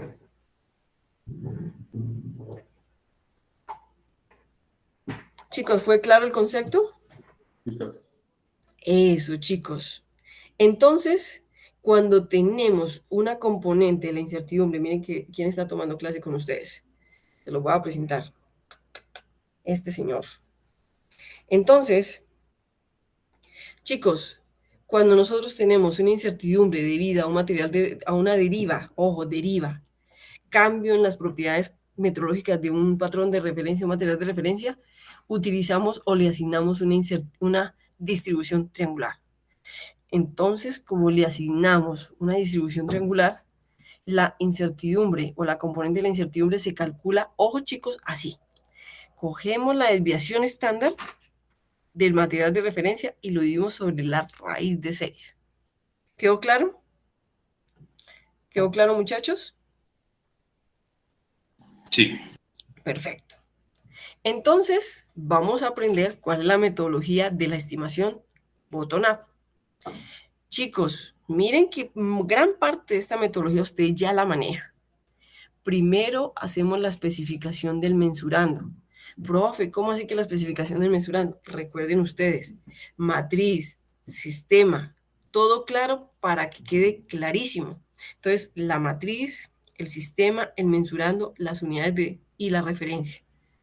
Entonces, para que se tenga claro que la glucosa no es en sangre, sino no es en suero, sino en sangre total, o es en orina, glucosuria, es decir, se tiene que tener el mensurando bien especificado. En esa especificación del mensurando, yo hago un modelado del proceso de medida, que quiere decir, identifico cuál es el modelo con el cual se estima ese mensurando, que como yo se los enseñé aquí, todos tenemos un modelo de medición que, por ejemplo, cuando hacemos una espectrofotometría, nosotros tenemos un modelo de medición que generalmente es la línea recta, entonces Y igual a MX más B, que es específica para cada medición, entonces tengo una M específica, un intersecto específico, y eso es un modelo de medición. Entonces, para hacer la metodología bottom-up, especifico el mensurando. Cuando sé cuál es el mensurando, le aplico el modelo de medición, el modelado del proceso de medida. Luego, identifico, ojo con lo que identifico todas las fuentes de incertidumbre. Todas las fuentes de incertidumbre, sean componentes A o componentes B. Identifico todas las fuentes posibles de incertidumbre. Hago su cuantificación, la reordeno y luego calculo la incertidumbre estándar. ¿Cuál es la incertidumbre estándar? La que depende de mí. Cuando tengo la incertidumbre típica estándar, combino todas las componentes de la incertidumbre y calculo la incertidumbre estándar combinada. Por eso se llama la combinación. Cojo las componentes A y las componentes B y calculo la incertidumbre estándar combinada. No se preocupen si todavía no saben cómo se calcula la incertidumbre combinada, pero vamos a aprenderlo. Y luego, cuando se hace la incertidumbre combinada, le aplicamos una confiabilidad y a esa confiabilidad le llamamos la incertidumbre expandida. Y esta incertidumbre es la que nosotros informamos y la que reportamos. ¿Quedó claro cuál es la metodología que vamos a utilizar? Profe, no la tengo claro porque todavía no sé, no se preocupen, lo vamos a ir haciendo con los ejemplos. ¿Entendido, chicos? Vuelvo y lo repito. Especificamos el mensurando, aplicamos el modelo de medición, identificamos todas las fuentes de incertidumbre, cuantificamos, reordenamos, hacemos el cálculo de mi incertidumbre típica estándar que se hace con la desviación estándar. Cuando las tengo todas, las combino y eso se llama la incertidumbre combinada. Y cuando tengo la incertidumbre combinada, le doy una confiabilidad y a esta le llamo la incertidumbre expandida y es la que yo informo. ¿Hasta ahí vamos bien, chicos? Profe, pero es que no me has enseñado, me estás diciendo cómo, pero no me has enseñado cómo. Lo vamos a aprender. ¿Quedó claro, chicos? Sí, profe. Perfecto. Entonces, muchachos, ¿cómo se define el mensurando? Ustedes ya lo saben, pero se lo voy a volver a recordar. La definición del mensurando requiere al mínimo de tres piezas, de tres componentes de información. El sistema que contiene analito, sea sangre venosa, orina, glóbulos rojos, cálculos renales, de donde la matriz. La identificación del analito, eso quiere decir lo que vamos a identificar, digamos un anticuerpo, una subunidad de gonadotropina, una ARN, una glucosa, ¿cierto? Lo que vamos a identificar. Y la cantidad, es decir, la magnitud, la cantidad de la concentración de sustancia, número de concentración, concentración numérica, fracción, tasa de cambio, bueno, lo que vamos, la magnitud que identifica a este mensurando. ¿Estamos de acuerdo? Hasta ahí vamos bien. Entonces, aquí hay partes de la definición del mensurando donde dice que hay algunos analíticos biológicos que pueden ser complejos, ¿cierto? Entonces, su definición puede depender adicionalmente de un proceso de medición, ¿cierto? Que hay algunos, por ejemplo, como las inmunoglobulinas o los antígenos, que se tienen que hacer o dependen de un procedimiento específico. Por ejemplo, como la actividad sérica, que se ve afectada por la temperatura, el pH y los cofactores. En esos casos, chicos, la identificación del procedimiento de medición debe incluirse en la definición del mensurando. Por ejemplo, como este ejemplo que les doy acá, la paraproteína de la hemoglobulina G en suero, que se hace por medio del fabricante del kit de reactivo Y. ¿Por qué? Porque no se tiene como tal un valor, sí se tiene un valor, pero se tiene que hacer con referencia a un fabricante. ¿Estamos de acuerdo, chicos? Entonces, dependiendo de la complejidad, yo debo saber definir bien ese mensurando y que quede clarísimo. ¿Eso qué quiere decir? Que yo debo saber cómo reportar ese mensurando. Y aquí hay diferentes formas donde dice que también pueden haber otras formas complejas, ¿cierto? Pero que yo debo saberlo hacer. Lo importante es que, ojo, la definición de mensurando debe tener el sistema biológico o la matriz, el analito, que es lo que yo quiero identificar, la cantidad, que quiere decir el valor o la magnitud que identifica ese analito, el nombre del mensurando, es decir, qué es lo que voy a cuantificar, y las unidades que pueden ser unidades del Sistema Internacional de Unidades, unidades análogas o con trazabilidad del Sistema Internacional de Unidades, o referentes a un procedimiento, y etcétera, etcétera, etcétera. Que eso ya lo saben hacer ustedes, es decir, definir el mensurando de manera inequívoca. Hasta ahí vamos bien. ¿Ok, chicos? ¿Sí o no? Ahí definimos el mensurando. Muchachos, y ojo que esto hay que hacerlo. Ustedes me van a preguntar, profe, nosotros tenemos que hacer espina de pescado, o se llama diagramas causa-efecto. Esto se llama un diagrama de Ichikawa o diagrama causa-efecto. Y ustedes lo vamos a aprender a hacer hoy. Profe, yo lo tengo que hacer para mi instrumento y para el trabajo. Chicos, sí, hay que hacer diagrama de causa-efecto, que se llama el diagrama de Ichikawa, que es una espina de pescado, que así lo conocen ustedes generalmente en el lenguaje común. Les voy a enseñar qué es una espina de pescado, qué es un diagrama causa-efecto, qué es el diagrama de Ichikawa. Este diagrama de Ichikawa tiene una columna vertebral que me dice que voy a solucionar o voy a identificar unas componentes, un problema. Y en este caso es la incertidumbre de la medición. Y yo aquí voy a colocar las causas de todo lo que me puede causar incertidumbre. Todo lo que yo en la parte analítica me puede traer variabilidad a la medida que yo estoy obteniendo. Entonces vamos a hablar, por ejemplo, de mí como analista. Hombre, que si yo no tengo, a mí me hace falta formación, experiencia, entrenamiento, actitud, habilidades físicas, esto me va a aportar en la dispersión, en la variabilidad de mi mensurando. ¿Estamos de acuerdo, chicos, o no? ¿Me están entendiendo, muchachos? Sí, Sí. profe. Ahora, el instrumento.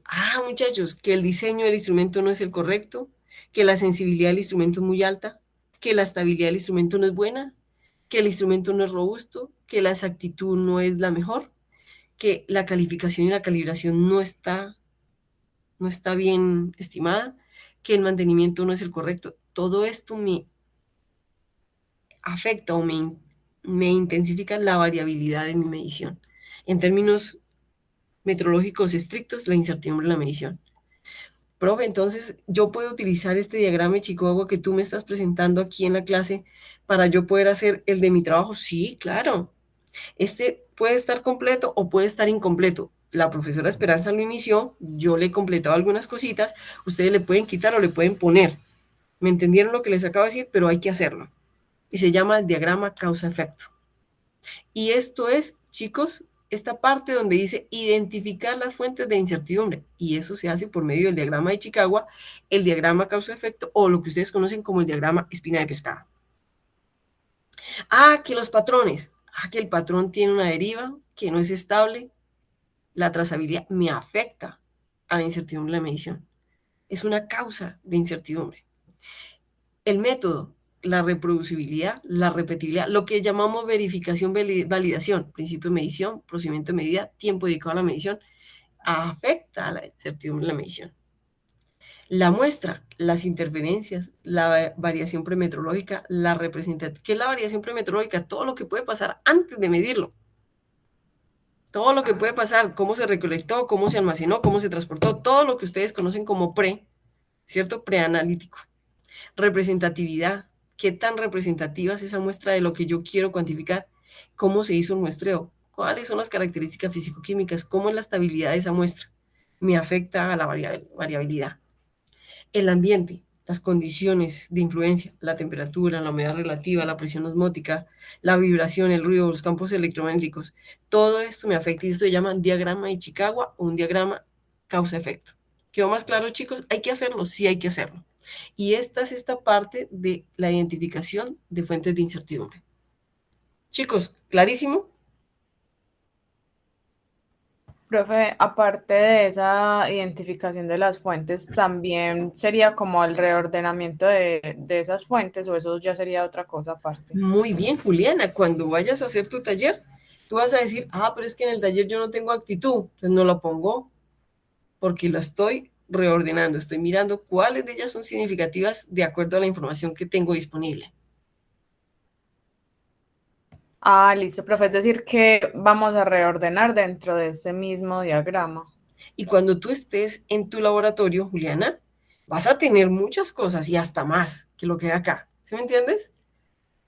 Pero el diagrama de Chicago es una herramienta que es poderosa para saber cuáles son las causas. Que en el trabajo lo vas a hacer simulado, pero en tu experiencia laboral lo vas a hacer con la actitud del analista, con las habilidades del analista, con una cantidad de cosas enormes que faltarían acá. ¿Entendiste, Juliana? Sí, profe, muchas gracias. Y ojo que yo les había dicho, y creo que no sé si fue Juan José, creo que fue mi compañerito Salinas, ¿cierto que sí? Que me preguntó, profe, y yo como Juan José Manuel Salinas, que me preguntó, profe, ¿y yo cómo hago para saber qué es significativo o no es significativo? Creo que fuiste tú, ¿sí o no? El que me preguntó algo así. No, profe. No, bueno, alguien me preguntó, profe, yo les dije, van a haber partes de estas componentes que van a ser significativas o no. Entonces yo voy a saber cuándo son significativas o no y cuándo voy a incluirlas en la estimación de la incertidumbre. Y yo les dije, lo vamos a aprender. ¿Estamos de acuerdo? Van a haber causas que no son significativas y que voy a tener que decir, no las tomo en cuenta. De aquí vamos a empezar a tener ese criterio y esa, como dice Juliana, ¿cuándo voy a poderlas reordenar y cuantificar? Chicos, ¿claro? ¿Hasta aquí vamos claros? Sí, profe. Listo, perfecto. Entonces, así hacemos una identificación de de las fuentes de incertidumbre. Y se hace con el diagrama de Chicago, diagrama causa-efecto o lo que ustedes conocen como espina de pescado. Ya lo hicimos. Ahora vamos al segundo paso. Me voy a devolver y dice acá, cuantificación, reordenamiento y cálculo de las incertidumbres estándar. Entonces, chicos, las fuentes de la incertidumbre, los errores son los contribuyentes a la incertidumbre de medida. Entonces, tengo errores aleatorios, que son los que yo hago en mi medición experimental, y a eso les asigno una incertidumbre componente tipo A. ¿Listo? Pero cuando a esos errores no dependen de mí, de mi parte experimental, se les asigna una distribución de probabilidad. Entonces, a esos errores que no dependen de mí, pero que dependen de la información disponible, que entre más completa mejor, que no dependen de mí, sino dependen de la resolución del instrumento, de la resolución del paralelaje, de error de paralelaje, de la calibración del patrón, de la calibración del instrumento. Entonces, les asigno unas incertidumbres que dependen de una distribución de probabilidad. Entonces, les asigno incertidumbre tipo B, que puede ser probabilidad triangular, probabilidad rectangular y probabilidad normal. ¿Estamos de acuerdo, chicos? Y todas estas hacen parte de las fuentes de incertidumbre, componente tipo A, componente tipo B. ¿Quedó claro, chicos?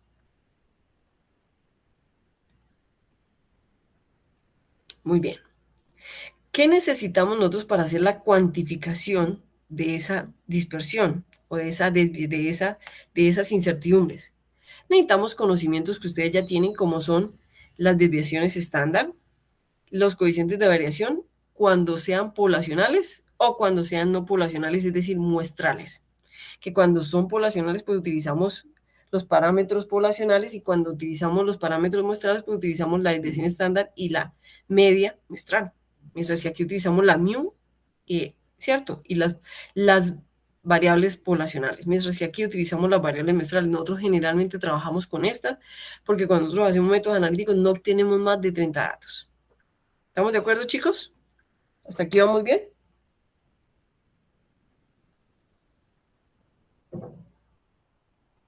¿Hasta aquí vamos bien, chicos?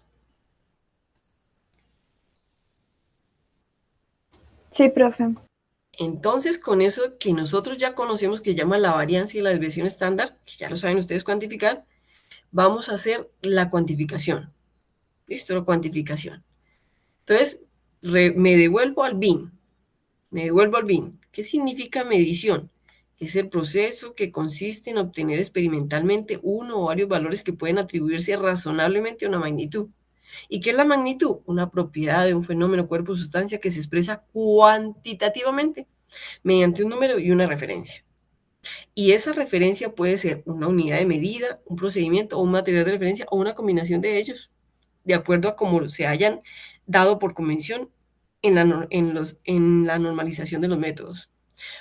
Y el formato preferido para la especificación de ese mensurando, de esa medición, es por la IUPA o la IFSC, que hace la designación de los materiales del laboratorio como sistema, componente, naturaleza. Por ejemplo, ¿cómo podríamos definir un mensurando?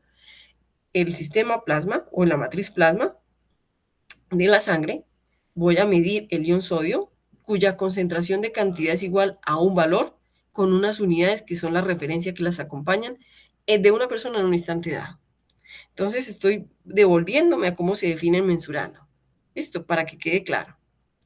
Entonces, queda claro, chicos, de aquí hacia atrás, que la componente tipo A es la que dependen de lo que nosotros hacemos en el laboratorio y solamente dependen de ustedes. ¿Estamos de acuerdo? Y se llama la incertidumbre estándar y se calcula por medio de la desviación estándar que se obtienen de los datos experimentales. ¿Hasta aquí vamos bien, chicos?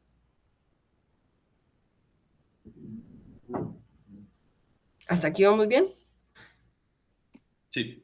Perfecto. Y ahora vamos a las distribuciones que son la triangular, la rectangular y la normal, que son componentes tipo B. Entonces, vamos a esas componentes B. Esas distribuciones de probabilidad se usan cuando el valor no depende de mi parte experimental.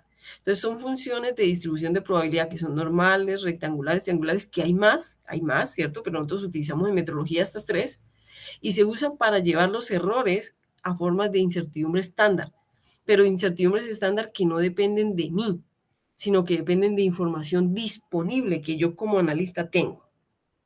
Entonces, la metodología ISO-GAN versus la global, chicos, dice lo siguiente: es importante tener en cuenta que en determinadas circunstancias no es posible identificar todas las componentes individuales de la incertidumbre, por lo que los resultados obtenidos al aplicar el modelo matemático son inferiores a los observados en programas de intercomparación.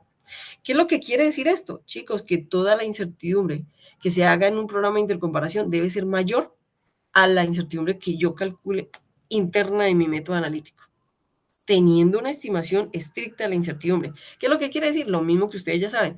Es que la desviación estándar que se obtiene la incertidumbre estándar que se obtiene de un método de incorporación, de un ensayo de actitud, es mucho mayor y tiene mayor jerarquía metodológica, profe, o lo que ustedes llamaban interlaboratorios. ¿Te acuerdas que los fabricantes nos dan una incertidumbre que es interlaboratorio? Ustedes decían, profe, ¿es la que tiene mayor jerarquía? Sí, porque tiene intercomparaciones. Entonces, lo mismo pasa con la incertidumbre estándar. Va a ser mucho mayor y de mayor jerarquía una que se haga en intercomparación de laboratorios o de programas a la que se obtiene internamente de mi método analítico o de mi institución. ¿Hasta ahí vamos bien?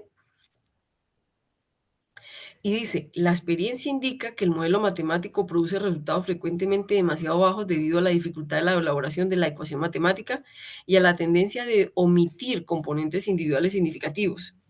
Cualquier estimación de este tipo debería ser comprobada con datos prácticos. ¿Qué quiere decir?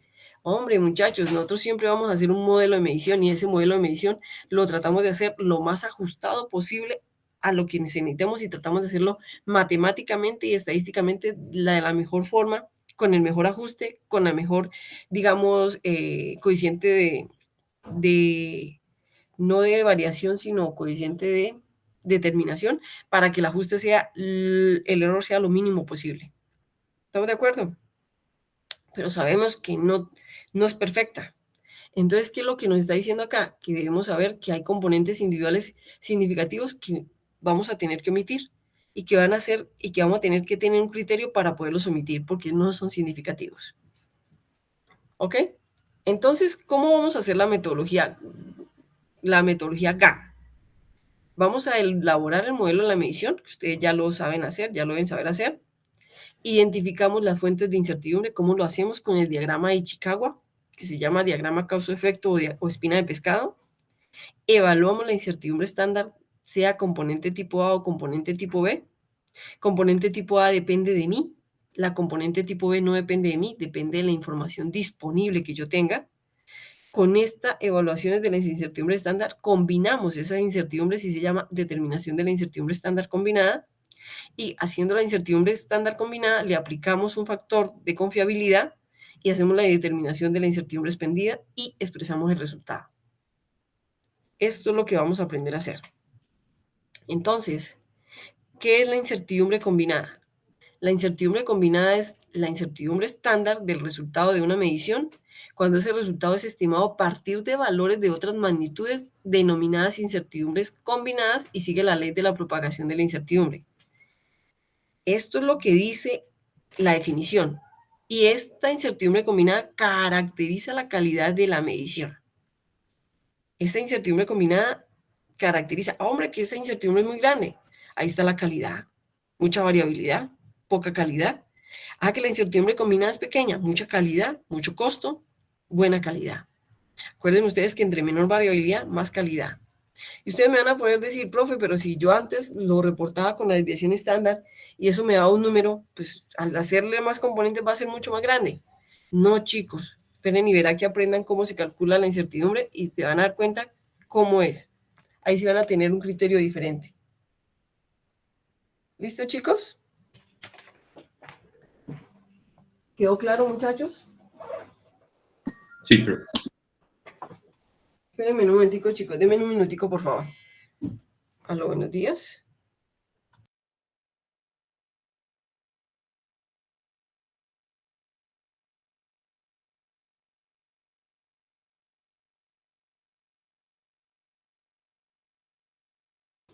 Listo, chicos. Entonces, eso quiere decir, muchachos, que en este momento ya tenemos más o menos cómo se va a hacer. Ahora vamos a aprender a hacerlo. ¿Cómo se va a aprender a calcular la incertidumbre? Entonces, es así. Ya sabemos que la incertidumbre caracteriza la emisión. Entonces, ojo que ya tenemos la incertidumbre combinada. Cuando ustedes aprendan a calcular la incertidumbre combinada, cogemos esa incertidumbre, lo que nosotros, ojo, reportamos es una incertidumbre expandida. Todas las incertidumbres de la expandida hacia atrás se simbolizan con U minúscula. U minúscula. La única incertidumbre que yo reporto es U mayúscula y se simboliza y se llama incertidumbre expandida. Acabo de quedar claro lo que les acabo de decir. Entonces, ¿cómo es la incertidumbre expandida? En la práctica, lo que se necesita conocer es un intervalo dentro del cual es razonable suponer una duda con alta probabilidad de no equivocarse, de que se encuentran los infinitos valores que pueden ser razonablemente atribuidos a un mensural. Y esa es la incertidumbre. Hombre, profe, entonces es que es un valor chiquitico, pero pueden haber miles de valores que simbolicen el valor verdadero. Sí, como nunca lo vamos a tener certeramente, exactamente el valor, que eso en la vida existe con todo, con los sentimientos, con el dinero, con lo que se gana, con lo que se sabe, así es con la incertidumbre. Entonces, ¿cómo se calcula la incertidumbre expandida? Se coge la incertidumbre combinada, que ya la vamos a aprender a calcular, y se multiplica por un factor de cobertura. Ese factor de cobertura caracteriza la calidad y la confiabilidad de mis datos. Entonces, nosotros, ¿cómo reportamos esa incertidumbre? La reportamos. Ojo, muchachos. Cogemos el valor y le restamos la incertidumbre expandida. Miren que este mismo dato es este mismo dato. Y este valor es el mínimo y este valor es el máximo. Quiere decir que yo reporto el valor con menos y más. Quiere decir que yo cojo Y más o menos U, que es el mismo valor con el que empezamos este tema. ¿Quedó claro? ¿Hasta aquí vamos bien?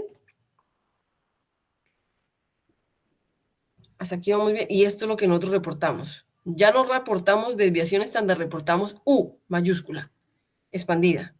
¿Quedó claro, chicos? ¿Quedó claro, muchachos? Sí, profe. Bueno, entonces vuelvo acá. Vuelvo otra vez a esta imagen que ya se las había mostrado. Y les recuerdo que tenemos un intervalo de medición. En ese intervalo de medición tenemos zona de conformidad y mientras estemos dentro del intervalo de medición, estamos dentro de especificaciones. Esa dentro de especificaciones tiene una parte que tiene parte de incertidumbre, más o menos. Si nos salimos de ese intervalo de medición, estamos fuera de especificación. Si nos salimos de la incertidumbre, estamos fuera de la zona de conformidad. Entonces, cuando nos salimos de la incertidumbre, decimos no conforme, fuera de especificaciones. Y estos son terminologías metrológicas, ¿ok? No se preocupen por esto que lo vamos a aprender. Estos son criterios, son reglas de decisión. Esto que ustedes ven acá son reglas de decisión, las vamos a aprender. No se preocupen ahorita por eso, ¿ok? Ya vamos a volver varias veces a este mismo gráfico. Entonces, la incertidumbre expandida, chicos, nos da un intervalo en el cual se cree que está el valor mesurando con un nivel de confianza muy alto. Esta incertidumbre expandida se obtiene al multiplicar un factor de cobertura por la incertidumbre combinada. Ese factor de cobertura generalmente, chicos, nosotros lo manejamos con un 95% de confianza y le asignamos un valor de 2. Ah, profe, ¿es que van a tener valores asignados? Sí, ya lo vamos a ver. Ese factor de cobertura, chicos, debe ser siempre definido, ya que la incertidumbre combinada de una magnitud puede ser recuperada para usar en el cálculo de una incertidumbre combinada de otros resultados que puedan depender de esa magnitud. Esto lo vamos a aprender. ¿Qué quiere decir? Que a mí me va a dar un factor de cobertura, una incertidumbre, un certificado, y yo tengo que utilizar este factor de cobertura para devolverme la incertidumbre combinada, que es la que yo utilizo.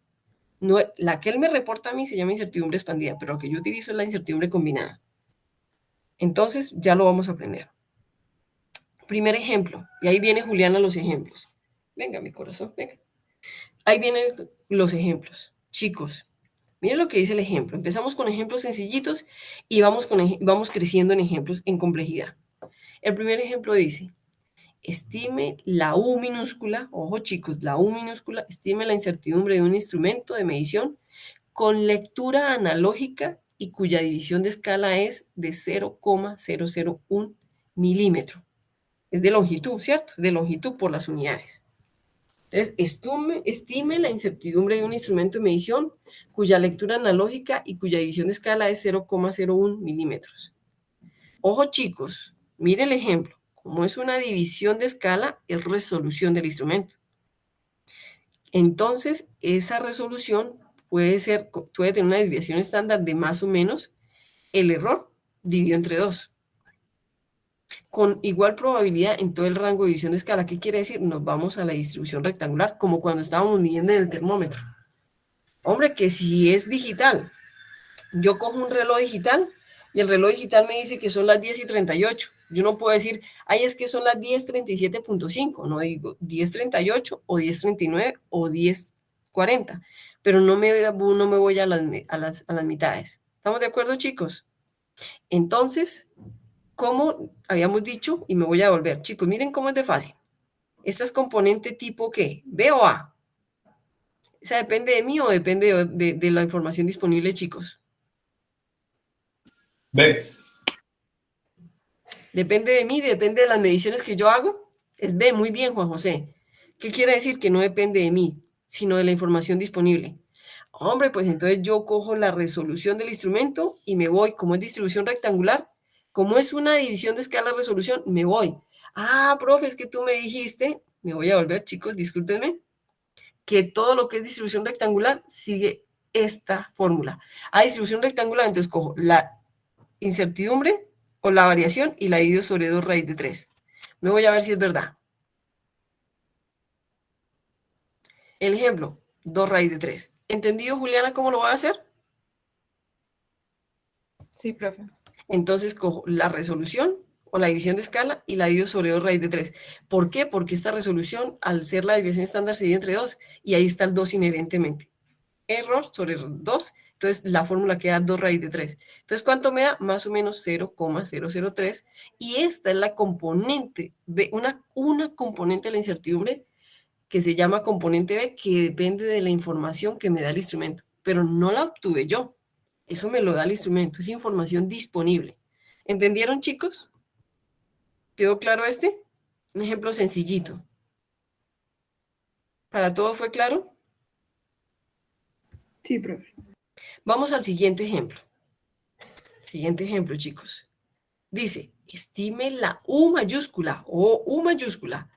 Estime la U de una masa patrón para calibrar una balanza microanalítica, las cuales se usan para calibrar el instrumento de medición por comparación y tiene una incertidumbre certificada de 60 miligramos para un factor de cobertura de K2, K igual a 2.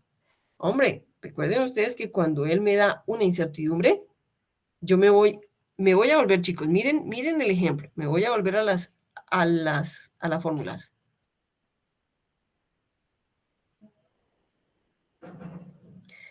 Me dice que cuando tengo la incertidumbre lo divido sobre el factor de cobertura. Cuando tengo la desviación lo divido sobre la raíz de 3. Como tengo la incertidumbre, lo divido sobre el factor de cobertura. Me voy a volver al ejemplo. Cojo la incertidumbre certificada, es decir, que sale de un certificado, información disponible, y lo divido sobre 2. ¿Por qué? Porque el factor de cobertura era 2 y me da más o menos 30 miligramos. Y le asigno distribución normal. ¿Por qué? Porque viene de un certificado de calibración. ¿Estamos de acuerdo, chicos? ¿Quedó claro? ¿O muy difícil? Muchachos. Profesor. Perfecto. Vamos al siguiente. Estime la incertidumbre de la masa patrón para calibrar una balanza analítica con una U certificada de 60 miligramos para un factor de cobertura igual a 2, es decir, lo de arriba, pero suponga que las masas patrón están dentro de su periodo de calibración y se les permite una deriva de más o menos 30 miligramos entre calibraciones.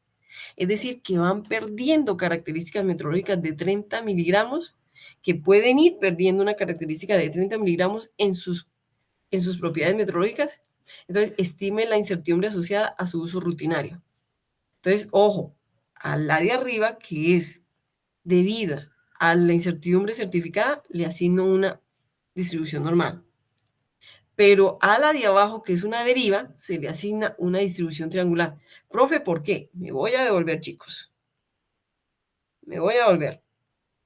Discúlpenme ustedes que cuando la U viene de acá, cuando viene de la deriva de un patrón, le asigno distribución triangular y la fórmula es la desviación sobre la raíz de 6 la desviación sobre la raíz de 6. ¿Estamos de acuerdo? Cuando viene del instrumento patrón, es la incertidumbre sobre el factor de cobertura. ¿Quedó claro, chicos? Me voy a volver al ejemplo. Entonces, le asigno a la de la incertidumbre certificada la distribución normal, a la de la deriva la distribución triangular. Entonces, ojo, la incertidumbre combinada es combinarlas por medio de la expansión de Taylor, que se llama la ley de la propagación, la incertidumbre de la calibración, más la incertidumbre de la deriva elevadas al cuadrado. Ah, profe, toda esta ecuación matemática que yo les dije que no le tuvieran miedo, que así no se aplicaba, que nosotros hacíamos, era la parte aplicada, se las voy a mostrar. Esta belleza que llama la expansión de Taylor se define o se resume haciendo una raíz de cada componente elevado al cuadrado. Entonces, la incertidumbre combinada sería combinar la incertidumbre de la calibración elevado al cuadrado más la incertidumbre de la deriva elevado al cuadrado sobre en la raíz de eso. ¿Entendido qué es la expansión de Taylor o la incertidumbre combinada? Entonces, voy a calcular. Cojo la 60 y como lo cogí aquí, lo divido sobre 2 y esta es la incertidumbre, la componente B por el material patrón. Y lo elevo al cuadrado porque lo estoy metiendo dentro de la expansión de Taylor para calcular la incertidumbre combinada. Luego cojo la de la deriva, que depende de la resolución que le di, asigné distribución de triangular, me decía que era 30 sobre la raíz de 6. Entonces, este 30 sobre la raíz de 6, este se llama la componente tipo B debido a la deriva que se llama distribución de triangular, y como la voy a meter, es una componente para calcular la incertidumbre combinada, entonces la meto dentro de la expansión de Taylor y la elevo al cuadrado y se la sumo como componentes que afectan o que son inherentes de la incertidumbre de la medición, que en este caso es la combinada. Saco la raíz y me debe dar esto. Y esto me dice que la incertidumbre combinada de este ejemplo es más o menos 32.4 miligramos. ¿Entendido, chicos? ¿O muy complejo? Profe, yo tengo una duda con relación al ejemplo 2. Claro, dime. Ahí dice que estime la U, pero esa U está mayúscula. En ese caso no sería la U expandida, pues la incertidumbre expandida. Sí, yo creo que eso es un error. Tienes toda la razón. Tienes toda la razón. Ahí debería ser una U minúscula, ¿cierto que sí? Sí, porque estamos analizando Sí. la No. incertidumbre estándar. Y no hemos hecho, y tienes toda la razón. ¿Sabes por qué? Porque no hemos, y lo voy a cambiar, no hemos ni siquiera aplicado una incertidumbre, ¿cómo se llama? Expandida, ¿cierto? Mira, ahí la cambié. ¿Estamos de acuerdo? Y chévere, Juan José. Así es. ¿Estamos de acuerdo? Tienes toda la razón, no te voy a decir que no. ¿Ok? Compañeros, ¿correcto? Sí, profe. Es más, Juan José, mira que las incertidumbres que calculamos son todas su minúscula. ¿Listo? Hasta ahí vamos bien. ¿Cierto, chicos? Perfecto. Vamos con el último de la clase, el último ejemplo de la clase. Y ya en la otra clase nos dedicamos a puros ejemplos, porque nos hace falta aplicar las reglas de decisión.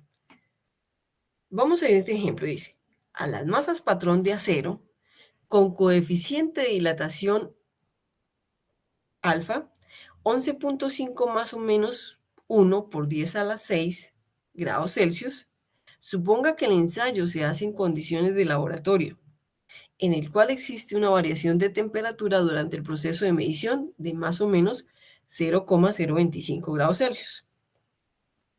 La medición de temperatura se hace por medio de termómetros cuya incertidumbre U mayúscula es de 0,02 grados Celsius y su resolución digital es de 0,001 grados Celsius con una deriva de 0,001 grados Celsius. Estime la incertidumbre asociada a la temperatura. Y aquí vuelvo otra vez, espérenme un momentico, y vuelvo y hago exactamente lo mismo que me dijo Juan José. Voy a corregirlo porque él tiene razón. Aquí vamos a estimar la incertidumbre, ¿cómo se llama? No la incertidumbre expandida, sino la incertidumbre combinada. Entonces todavía no es su mayúscula. ¿Estamos de acuerdo? Entonces, y de una vez lo voy a corregir porque si no se me queda así. Ahí volvimos al ejemplo. ¿Estamos de acuerdo? Y aquí es, estime la incertidumbre asociada a la temperatura. ¿Estamos de acuerdo, chicos? Chicos, como Sí. las componentes tipo B, dice la teoría, son de la información disponible, ¿qué tengo yo? Un coeficiente de dilatación, tengo una variación, ¿cierto? Es decir, la resolución, tengo incertidumbre, la resolución del instrumento, la deriva del instrumento, tengo bastante información acá. Entonces, miren lo que dice aquí. La primera es la componente de la incertidumbre, componente B de la incertidumbre debida al coeficiente de dilatación, es decir, a cómo varía, ¿cierto? La variabilidad que me da el coeficiente de dilatación del material del termómetro. Entonces, como esto es una incertidumbre, a esto como depende de lo que él varíe, esto es experimental, es decir, cómo varía él es cómo me toma la temperatura. Entonces, dice que el coeficiente de dilatación es este, pero miren, ojo, ojo chicos, la variabilidad no es el valor del coeficiente de dilatación, es la variabilidad, es el 1 por 10 a la 6. ¿Entendido? Es ese más o menos como varía. ¿Me entendieron ahí? ¿O no me entendieron lo que acabé de explicarles? No es el valor del coeficiente, es la variabilidad del coeficiente de dilatación. ¿Me entendieron? Muchachos. Sí. Sí, profe. Entonces yo cojo la incertidumbre, es decir, la desviación estándar, que es ese más o menos 1, por 10 a la 6, y lo divido como es distribución normal sobre la raíz de 3. Profe, ¿por qué sobre la raíz de 3? Si me devuelvo a la fórmula voy a encontrar que es sobre la raíz de 3. ¿Estamos de acuerdo, chicos? Y ese valor me da 5.7 por 10 a la menos 7 grados Celsius. ¿Listo? Muchachos. Sí, profe. Sí, profe. Perfecto. Tengo una incertidumbre, una componente debido a la variabilidad de la temperatura y a la resolución del instrumento. Entonces, a la de la variación de temperatura le doy una distribución normal porque esos son valores experimentales. Pero la de la resolución del instrumento, no, esa resolución es de distribución rectangular. Entonces, a la de la variación de temperatura, que son valores experimentales, le doy la misma variabilidad, 0,025, pero lo divido sobre la raíz de 3 y me dice que la incertidumbre calculada o la componente de ese valor dividido por la raíz de 3 me da 0,014. En cambio de la resolución, como es el valor de 0,01, 0,001, lo divido sobre 2 raíz de 3 y me da que la componente de la incertidumbre de ese valor es 0,0003 grados Celsius. ¿Quedó claro, chicos? Hasta aquí vamos ahí. Pero tengo más información. Tengo la incertidumbre calculada por la temperatura y tengo la incertidumbre de la derivada de la temperatura. Tengo la temperatura, esta variabilidad, y tengo la de la deriva, que es esta que me da acá. Entonces, la de la incertidumbre calculada, pues como es temperatura, es distribución normal, y la de la derivada es distribución rectangular, porque es de deriva. Si es de deriva, es distribución rectangular, no es distribución triangular, ¿no? Esperen un momentico, chicos, que acá creo que tengo un error. Paciencia, paciencia. Discúlpenme. Si no estoy mal. De la deriva, es distribución, ¿cierto? Distribución triangular. Entonces es sobre la raíz de 6. ¿Entendido, chicos? Deriva de raíz de 6. ¿Hasta ahí vamos bien? Muchachos, ¿vamos bien? Sí, profe. Perfecto. Entonces, miren, chicos. Ay, disculpen, me pasé. Acá. Entonces, tengo la calculada de la temperatura es 0,02, que es la incertidumbre, sobre el factor de cobertura, que en este caso sería 2, ¿cierto? Entonces me dice que es 0,01. Y luego la de la deriva, que sería 0,01, pero ojo, esto no es, vamos a corregirlo de una vez, esto es, discúlpenme, voy a cambiarlo ahí, no es sobre la raíz de 3, sino sobre la raíz de 6. Entonces ese valor, lógicamente, tiene que cambiar. ¿Listo, chicos? Ahí estamos. ¿De acuerdo? Y esto no sería esta, ay, disculpen, no sería esta distribución, sino triangular porque es de deriva. ¿Ok, chicos? Este es un error mío. ¿De acuerdo? Muchachos. Profe, ese coeficiente de 2, ¿de dónde salió? Este coeficiente, mira lo que dice acá. La medición de temperaturas se hace por medio de temperaturas cuya incertidumbre expandida es de 0,02. Le asigné un factor de 2, ya te lo voy a decir de dónde salió, porque es la confiabilidad que más se asigna. Pero acá lo hice así porque es una más o menos, recuerda que cuando nosotros hacemos una variabilidad lo dividimos entre 2. Me voy a volver a lo que ustedes hicieron cuando hicieron la medición de la temperatura, no sé si tenga la imagen todavía. Otra vez. Nos vamos aquí al termómetro. Recuerda cuando medíamos y decíamos que la variabilidad era de la distribución, ¿cierto? Pero estoy haciendo la medición. Cuando yo hago la medición, me voy a volver acá. Cuando hago la medición, él me reporta una U. Entonces, él siempre, casi siempre me lo va a reportar con un factor de cobertura de 2. Yo lo tomé aquí como un factor de cobertura de 2, aunque no está informado acá. Pero acá lo hice así. ¿Estamos de acuerdo? Ya después te voy a enseñar por qué. ¿Listo? Listo, profe, gracias. Perfecto. Entonces, aquí vamos. Entonces tengo la componente por el coeficiente de dilatación, de la variabilidad del coeficiente de dilatación, tengo por el cambio de temperatura, tengo por la resolución, tengo por la derivada, por la cálculo de la temperatura, por la derivada de la propiedad meteorológica del termómetro, y aquí tengo todos los valores. El único valor que está errado es este, que hay que cambiarlo, ¿cierto? Que me equivoqué aquí en el numerito. Entonces, ¿qué hago yo para calcular la incertidumbre combinada, chicos? Combinada. Cojo todos y las meto dentro de la expansión de Taylor, lo que nosotros llamamos la ley de la propagación. ¿Qué significa? Coger todos los valores, elevarlos al cuadrado y sacar la raíz de toda esa sumatoria. Entonces vengo y tengo acá la U por la cambio de temperatura, la meto, la elevo al cuadrado. La U por la resolución, la meto, la elevo al cuadrado.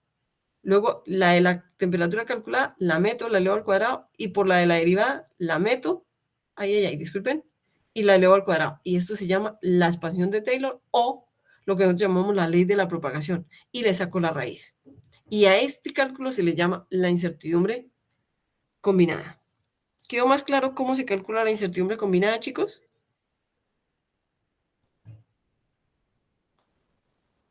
Muchachos. Sí, profe.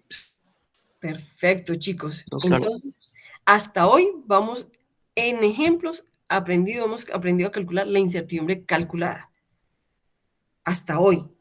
Listo. En la próxima clase debemos llegar hasta la incertidumbre expandida y criterios de qué? De decisión. Y terminamos con el tema. Profe, qué pena una pregunta. Claro, dime. La incertidumbre del coeficiente de dilatación no se incluye. No, Luisa Fernanda, me acabo de dar cuenta que no lo incluí. Estamos de acuerdo, pero ojo, Luisa Fernanda. Ese incluye de acuerdo a la significancia. De acuerdo a la significancia. Mira el valor, mira el valor. Este valor es por 10 a la menos 7 y mira los otros. ¿Cierto? Entonces, ok. eso, Luisa Fernanda. De aquí en adelante vamos a mirar la significancia. ¿Será tan significativo como para tenerlo en cuenta en el valor? ¿Será que me afecta mucho el valor? Chicos, ¿ustedes qué opinan? Pues no. Luisa Fernanda, muy bien. De aquí en adelante ya vemos que lo que tenemos que tener en cuenta son los valores significativos. Y este no es el único criterio para definirlo. Vamos a ver un coeficiente de sensibilidad que se lo voy a enseñar la próxima clase y nos va a dar un mayor criterio de cómo definir si es significativo o no. ¿Quedó claro, chicos? ¿Quedó claro? ¿Alguna otra pregunta? Profe, entonces se supone que con la teoría que vimos hasta hoy, tengo entendido que llegamos a los conceptos, ¿podríamos empezar entonces a hacer ese taller o Sí. pues como Sí. empezar a mirar datos y eso para tener preguntas para la próxima clase, ¿cierto? Sí, Juliana, esa es la idea. Esa es la idea, Juliana. La idea es que cuando tú llegues, a ver, déjame ver una cosita, 18, sí. La idea es que tenemos el jueves, tenemos el lunes 15 y tenemos el 18, pues que es el parcial. Eso quiere decir que para la próxima clase todavía tienen dudas, todavía estamos recibiendo conceptos, pero para la clase del 15, yo me imagino que ya deben tener muchas más dudas, ¿cierto? Esa Profe, clase, el 15 es festivo. el 15 es festivo, exacto. No, yo lo sé, Juan José. Eso quiere decir que tenemos todas esas fechas, pero tenemos desde la última clase hasta el 18 para que ustedes tengan muchas dudas. ¿Estamos de acuerdo, chicos? Pero esas dudas tienen que irse presentando. Eso quiere decir que en este momento ustedes ya pueden coger el taller y ya pueden decidir qué pueden calcular, qué pueden hacer, porque de la incertidumbre combinada a la incertidumbre expandida, el proceso es muy poco y lo más importante es aprender a aplicar lo que llama criterios de decisión, pero los criterios de decisión se aplican ya con la incertidumbre combinada calculada. Entonces es correcto que lo que tú ya puedes ir haciendo es ir mirando qué puedes calcular y qué información necesitas y qué información puedes tomar. Y es correcto lo que me acabas de decir y por eso lo hice intencionalmente así. Les entrego el taller para que ustedes se den cuenta que pueden ir calculando ya. ¿Listo, chicos? Listo, profe. Entonces esperamos su correíto con la confirmación de si se puede entregar el 22, ¿cierto? Ah, sí, señorita, tienes toda la razón. ¿Listo? Listo, profe. Y también lo de que dijiste al inicio de la clase que habías mandado el Excel que no era, ¿cierto? Ah, no, pues a ver, mandé el archivo que no era porque lo debo hacer para ustedes, para los grupos de ustedes, pero la rúbrica sigue siendo igual, es decir, la rúbrica no va a cambiar, simplemente que los grupos que van a ser evaluados en esa rúbrica van a ser los de ustedes, no los grupos que fueron evaluados con esa rúbrica, pero la rúbrica sigue siendo igual. O Listo, sea, la profe. rúbrica aún así es igual. Listo, chicos, les deseo un feliz día, que la pasen muy bien y espero que no les haya parecido tan complejo. Des en cuenta que ustedes tienen muchas capacidades para hacer lo que ustedes aprendieron hoy. ¿Listo? Chicos, que me les vaya muy bien. ¿Listo? Gracias, profe. Feliz Gracias, día. Profe, ¿se puede quedar, por favor? Gracias, hasta luego. Claro, dale. Gracias, Dime. profe. Gracias, profe.